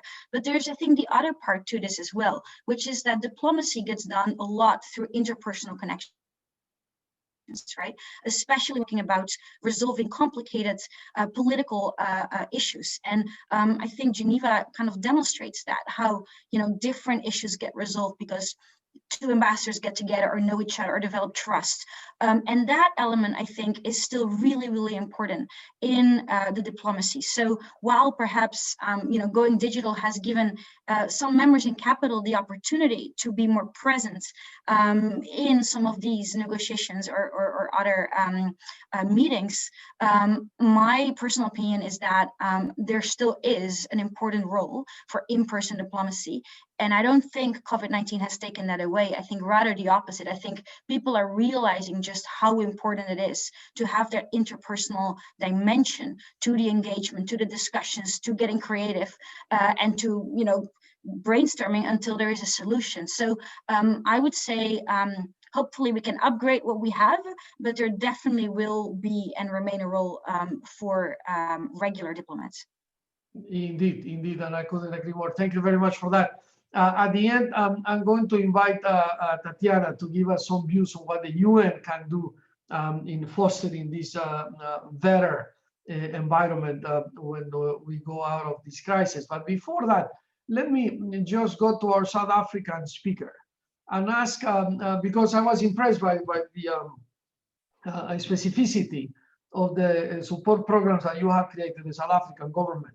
And I checked some of those websites, impressive indeed. And I know part of that is in the making, but impressive indeed, the priority that the government has given to it. So there is a question from the floor that I would like to present to you. It says, how can we build an ecosystem to support the whole entrepreneur journey? Let me focus on that.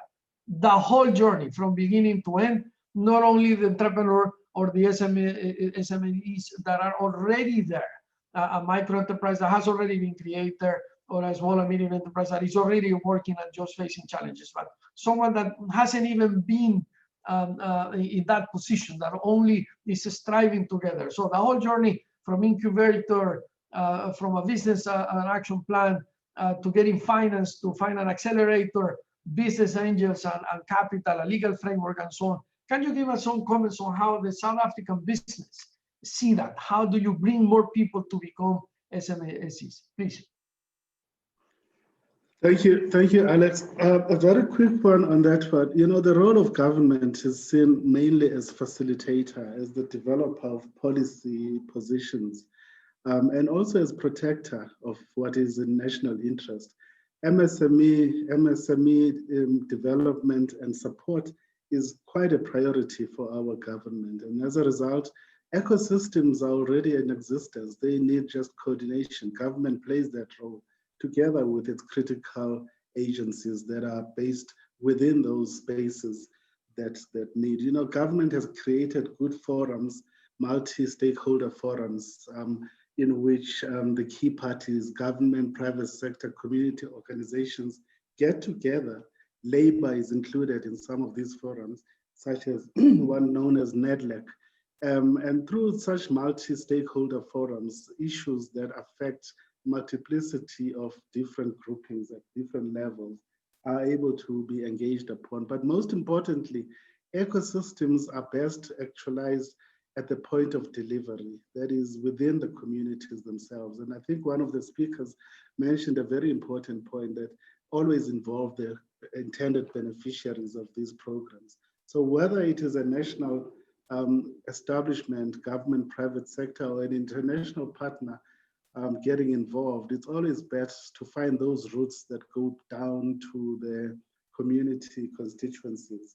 And this is where the ecosystems get developed and strengthened. There's various chambers, associations, other groupings, but there's also the government infrastructure, if you like, the whole government establishment, which has a national component, a provincial component, as well as a local component. And those brought together into, at each level, there's a certain element of government input, whether it's a policy level, it's a strategy level, technical level, or operational. And at each of these levels, relevant stakeholders are brought together to develop and formulate solutions. There's a multiplicity of interconnectedness with global forums. I mean, some of our programs within our own department involve directly within the department machinery, the United Nations, who have developed a program that is in-house within the department. And that helps to create those international linkages with other donor organizations, with other multinational partners and potential partners within the country itself, who are able to galvanize and draw in support from private sector bodies. And then the communities themselves have got their own representations, now coupled with government's own machinery. But the most important thing, Alex, I think, and I need to share this with everybody, is the will, you know, the desire to create a strong entrepreneurial culture and a strong entrepreneurial presence driven by the MSMEs. In our country, we're fortunate now that we recognize the lowest level of entrepreneurship at the informal level, at the micro level, as future players in a broader national and global arena. So relevant programs have been developed in that regard, which have got linkages internally and externally to foster that culture and to develop it even further. Yeah, but let me take a breather here. But the most important thing, again, I must emphasize, is that there is a lot of depth behind everything that I've been able to share today. There's a lot of history also that comes with it.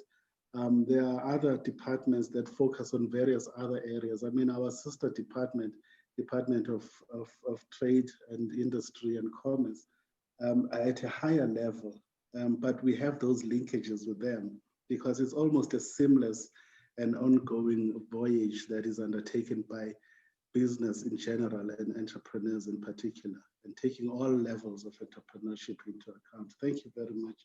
Thank you, Stephen. Let me accelerate a little because we are really running out of time, and I really would like to invite each one of the speakers to give us some short comments on the following questions. To you, Jacob, you were the last presentation, but not the least. Quite interesting that you saw us, that we saw you calling our attention to 3 trillion pounds, if I'm correct, of waste, food waste annually. 3 trillion pounds. That's an astronomical number, even difficult to comprehend. But then you say that around 90% of that food waste in Africa, in Sub-Saharan Africa, is because the food doesn't get to market, right? And you were giving us some cases and so on. There is a question from the floor on access to market. And then later in your presentation, you mentioned access to market, but you were talking about international access to market, but even locally, access to market indeed affects MSMEs. So can you give us some comments on your visions on how post-pandemic we should have better access to market, please? Yeah, so there's really, we break it up into two different camps, the local access to market and international, as you alluded to. So starting with the local market, one of the things that is so important is value addition.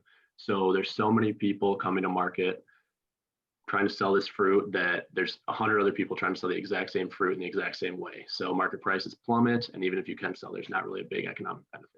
So one of the reasons one of the methods we add value is through drying and processing into either flowers or dried fruit, just to increase the preservation and add value, so they can sell in a different form.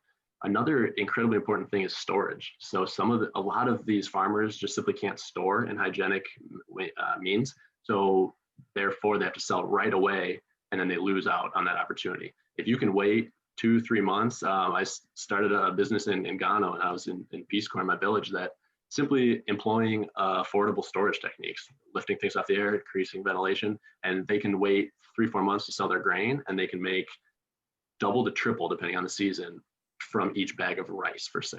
So there's more so techniques that can be employed to then gain more economic benefit from the same exact product. And so if you look at the international scope, I think the assistance of entrepreneurial groups so they can provide access to markets is by far the number one issue. So we came from a market to the producer instead of producing and then hoping to get a market. So if players can act like Business Lab Uganda is a good example, they have helped connect us to markets in Amsterdam, the Netherlands. And so if there's markets that can be brought to the producers, then that can help in much larger scales benefit that company, and then hopefully they're doing the right thing to stimulate the economy on the local scale. So that's the biggest route, because you can go, container loads of 20,000 kilograms, for instance, of fruit that would otherwise be wasted. So I would say the connection to market is more so on the international side, and then the value add is more so on the local side. Thank you very much. And it's something that we could go deeper and deeper, because it does affect how entrepreneurial people actually can succeed. Now, I want to focus on, by the way, Christian, if you're still with us, thank you so much for joining us. I know that you have another call at 5. You just wrote about it, and we simply wanted to thank you, to thank Ivan for joining us, and GIZ and the general government, of course. Quite unique, and I'm sure that many people here listening will be joining you, of course. But thank you, and we understand that you have to go, no worries. Let me now focus on youth. So I can invite Ozal, Mr. Sisha, to give us some comments, but also our colleagues from UNICEF. But first to you, Ozal. You said at the end of your presentation, and there is a question that goes directly on that, how disadvantaged groups can actually be empowered in that recovery process. You say something about empowering youth, if I'm correct, that we should actually do whatever necessary to foster innovation and to empower young people that normally cannot make it. They cannot become an entrepreneur. They cannot actually create a micro or small or medium enterprise. So give us your ideas, because your examples were very, very practical. I was even impressed by that picture of you sleeping on one of your colleagues on a table. I'm going to remember that one. When it comes to frugal, that show it all. But you succeeded. 5 million users in your platform, and the growth that you show us with from 20,000 to 500,000 in a few months, impressive. But in your opinion, in your view from Pakistan and from any developed nation, I'm from Ecuador, I'm from South America, I understand what you say fully, if I may say so, similar realities. How can we empower the youth correctly? The floor is yours. Yeah. So one of the ways that we've identified over here is there was this program by UNCTAD that was run in Pakistan. It was part of the Education Innovation Grant. So if you go to Silicon Valley, if you go to the US entrepreneurship ecosystem, you'll find that just for seed money, startup are usually expecting in the numbers of $100,000 to $250,000. But that program from UNCTAD, that was only giving out grants of $6,000 for 6 months. And it tried to create an ecosystem that forced entrepreneurs over here to to start using resources that were already available and not just focus on the money. And fast forward 2 years, that program created this whole education innovation ecosystem of Pakistan that ended up helping more than 25 million students over here. Pakistan, by the way, has the second largest out of school children population in the world. So there is this huge crisis that we are facing. And if we try to solve this problem by just putting in more money, that will never work. So one of the approaches that UNCTAD came up with was try to find these entrepreneurs, try to find these innovators who were coming up with new and creative ways to solve these huge crises that developing world was facing, and then empower them using small grants. And that really worked. Now, the current program that I'm doing with ITC is very similar to that. We're putting most of our efforts in finding people who are really creating an impact, who are really effective in coming up with new ways. And that really takes most of the energy. And when we do find them, we use simple concepts like incubating their ideas or accelerating their already built businesses, and then incentivize them to create more jobs, to hire more people, to scale their solutions to more and more places.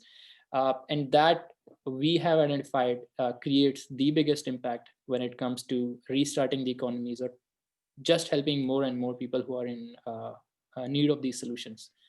So in summary, if you want to empower the youth, I think the first step would be to identify people who are really effective in coming up with new ways, and then giving them the resources, which are not really huge, by the way, but spend most of your time in identification, and then go to the next step, which is giving them resources, incubating or accelerating their ideas, incentivizing them, and then connecting with the correct partners and organizations. Most excellent. Thank you very, very much. Now, the UN part, if you allow us to, let me invite our colleagues, Hannah from UNICEF. What a beautiful title that you have, what a beautiful word that you have, what a beautiful job. Youth Entrepreneurship Specialist. This program that you show us are quite unique, Generation Unlimited, very ambitious in the next 2 years or so, reaching out to, I think, 90 million young entrepreneurs in 10 countries or so. I won't ask you to repeat it because your presentation was excellent, but how can young people listening to us now connect with it? What do they need to do? Can you repeat that, please?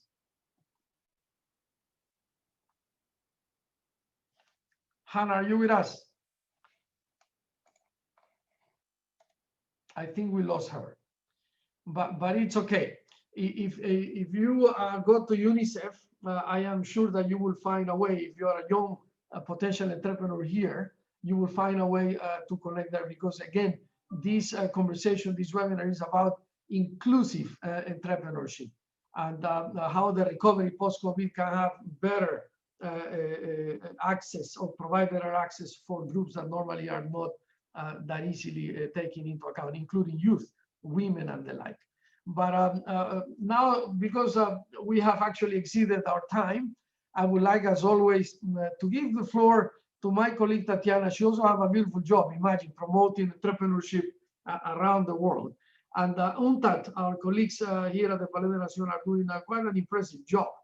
We are very thankful with UNCTAD for empowering us and allowing us to have these conversations, these global conversations together. But if I may go back to you, Tatiana, for the last comments, perhaps, give us your idea on how the UN as a system, and UNCTAD particularly, can help in this global quest to build back better, to create jobs, wealth, and reduce poverty, leveraging the impact and the potential that entrepreneurs will have, and particularly MSMEs. The floor is yours, Tatiana.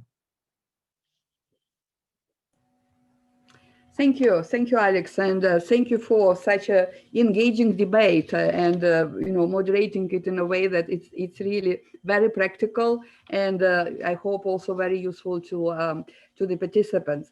So yeah, and thank you for your question. Of course, as you mentioned, UNCTAD is highly involved in the promotion of entrepreneurship and MSMEs. And in fact, it's a focal point in the UN system in the area of policy work on formulating and implementing the policy on entrepreneurship development policies and SMEs promotion policies. So then basically it's really very, one of our key programs that we have at UNCTAD and of course in the enterprise branch. So on the question about what UN can do and what UNCTAD can do or is doing. So I really would like first to mention maybe a general aspect of that. And of course, I am aware that we are running out, I mean, we have run out of time, but since there were some questions also addressed through the chat in this regard. So on raising awareness by UN, on what UN can do, I think one thing is really very important to raise awareness. I mean, we here are very much involved in the entrepreneurship, and we have entrepreneurs in this discussion as well, who are the upfront, in the front of facing all the challenges. But there is a need really to raise awareness of the role of entrepreneurship and MSMEs in development. And now in COVID-19, which really put this spotlight on entrepreneurship and MSMEs in terms of how hard they were hit, but also on this important role that they will be playing and will be playing in the resurgence. So that's very important.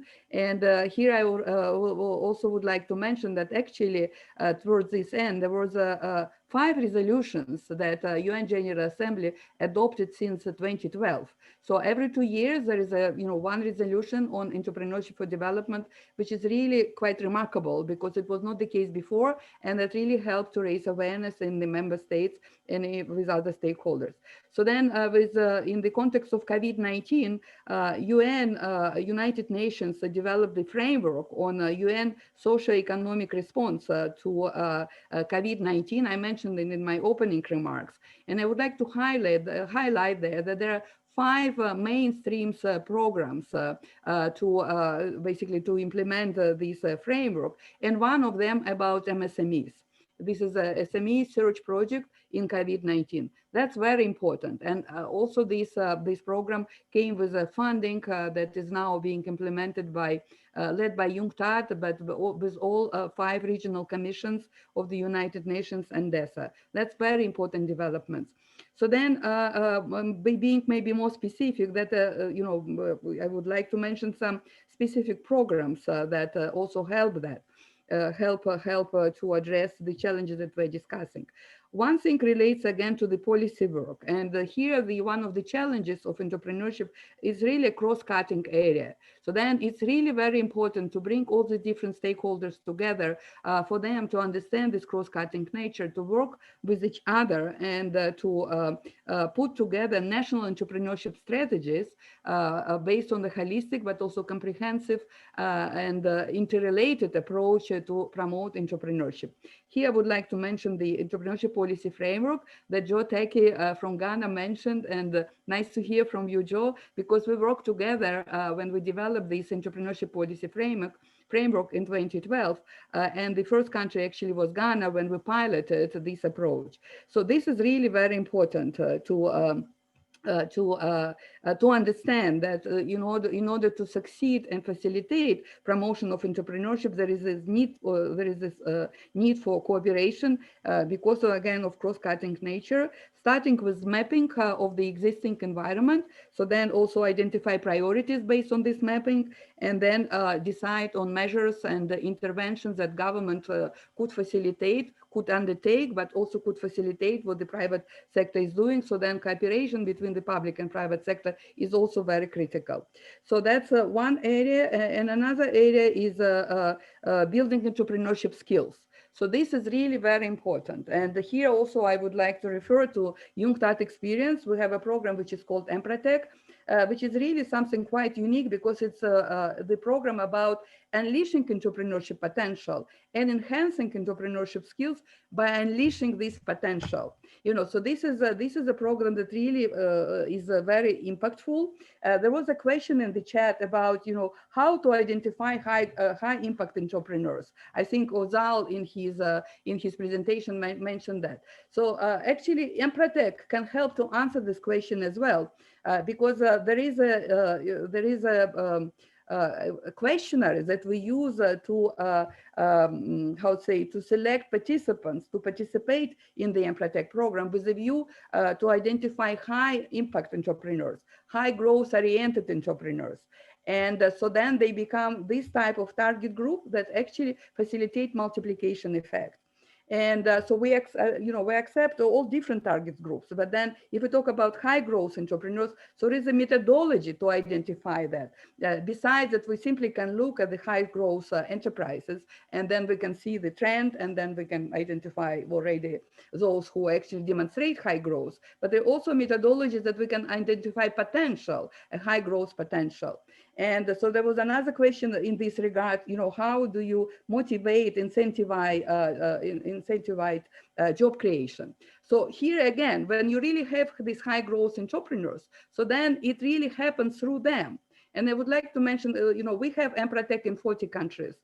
So basically, we really have a vast experience of training more than 1 million entrepreneurs on this high growth potential, high impact potential. So we do also surveys on impact of these developments. And for example, in one of these countries that we recently did the survey of impact of the Empretec program. So we came up with a number that in this country, the jobs created by Empretecers, by those who took Empretec in the period of time was 6 times higher than on average in the country. So that's really tells something, that there are different instruments how you motivate this job creation. There are different aspects of that, institutional, policy, different types. So that I really mentioned this one because unleashing entrepreneurship potential really can lead to a number of different developments that also can facilitate the social and economic development in general. And when we talk about resurgence in COVID-19 in particular. And so then the last thing that I want to mention also with regard to the how to accelerate formalization. Here I also would like to mention again UNCTAD program, which is on e-registration that's done by our colleagues at UNCTAD. So there is a platform that has also toolkits that guide policymakers, governments, how to actually enhance the formalization, but also toolkits for these informal enterprises to help them to understand what is needed.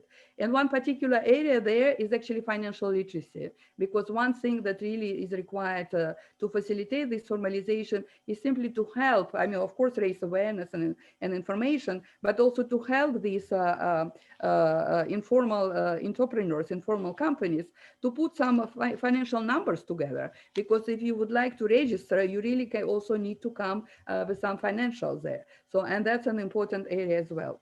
And then also about motivation, about inspiration, especially with regard to these vulnerable groups. I also would like to mention one more recent activities that we had, and that's called Empretec Women in Business Award.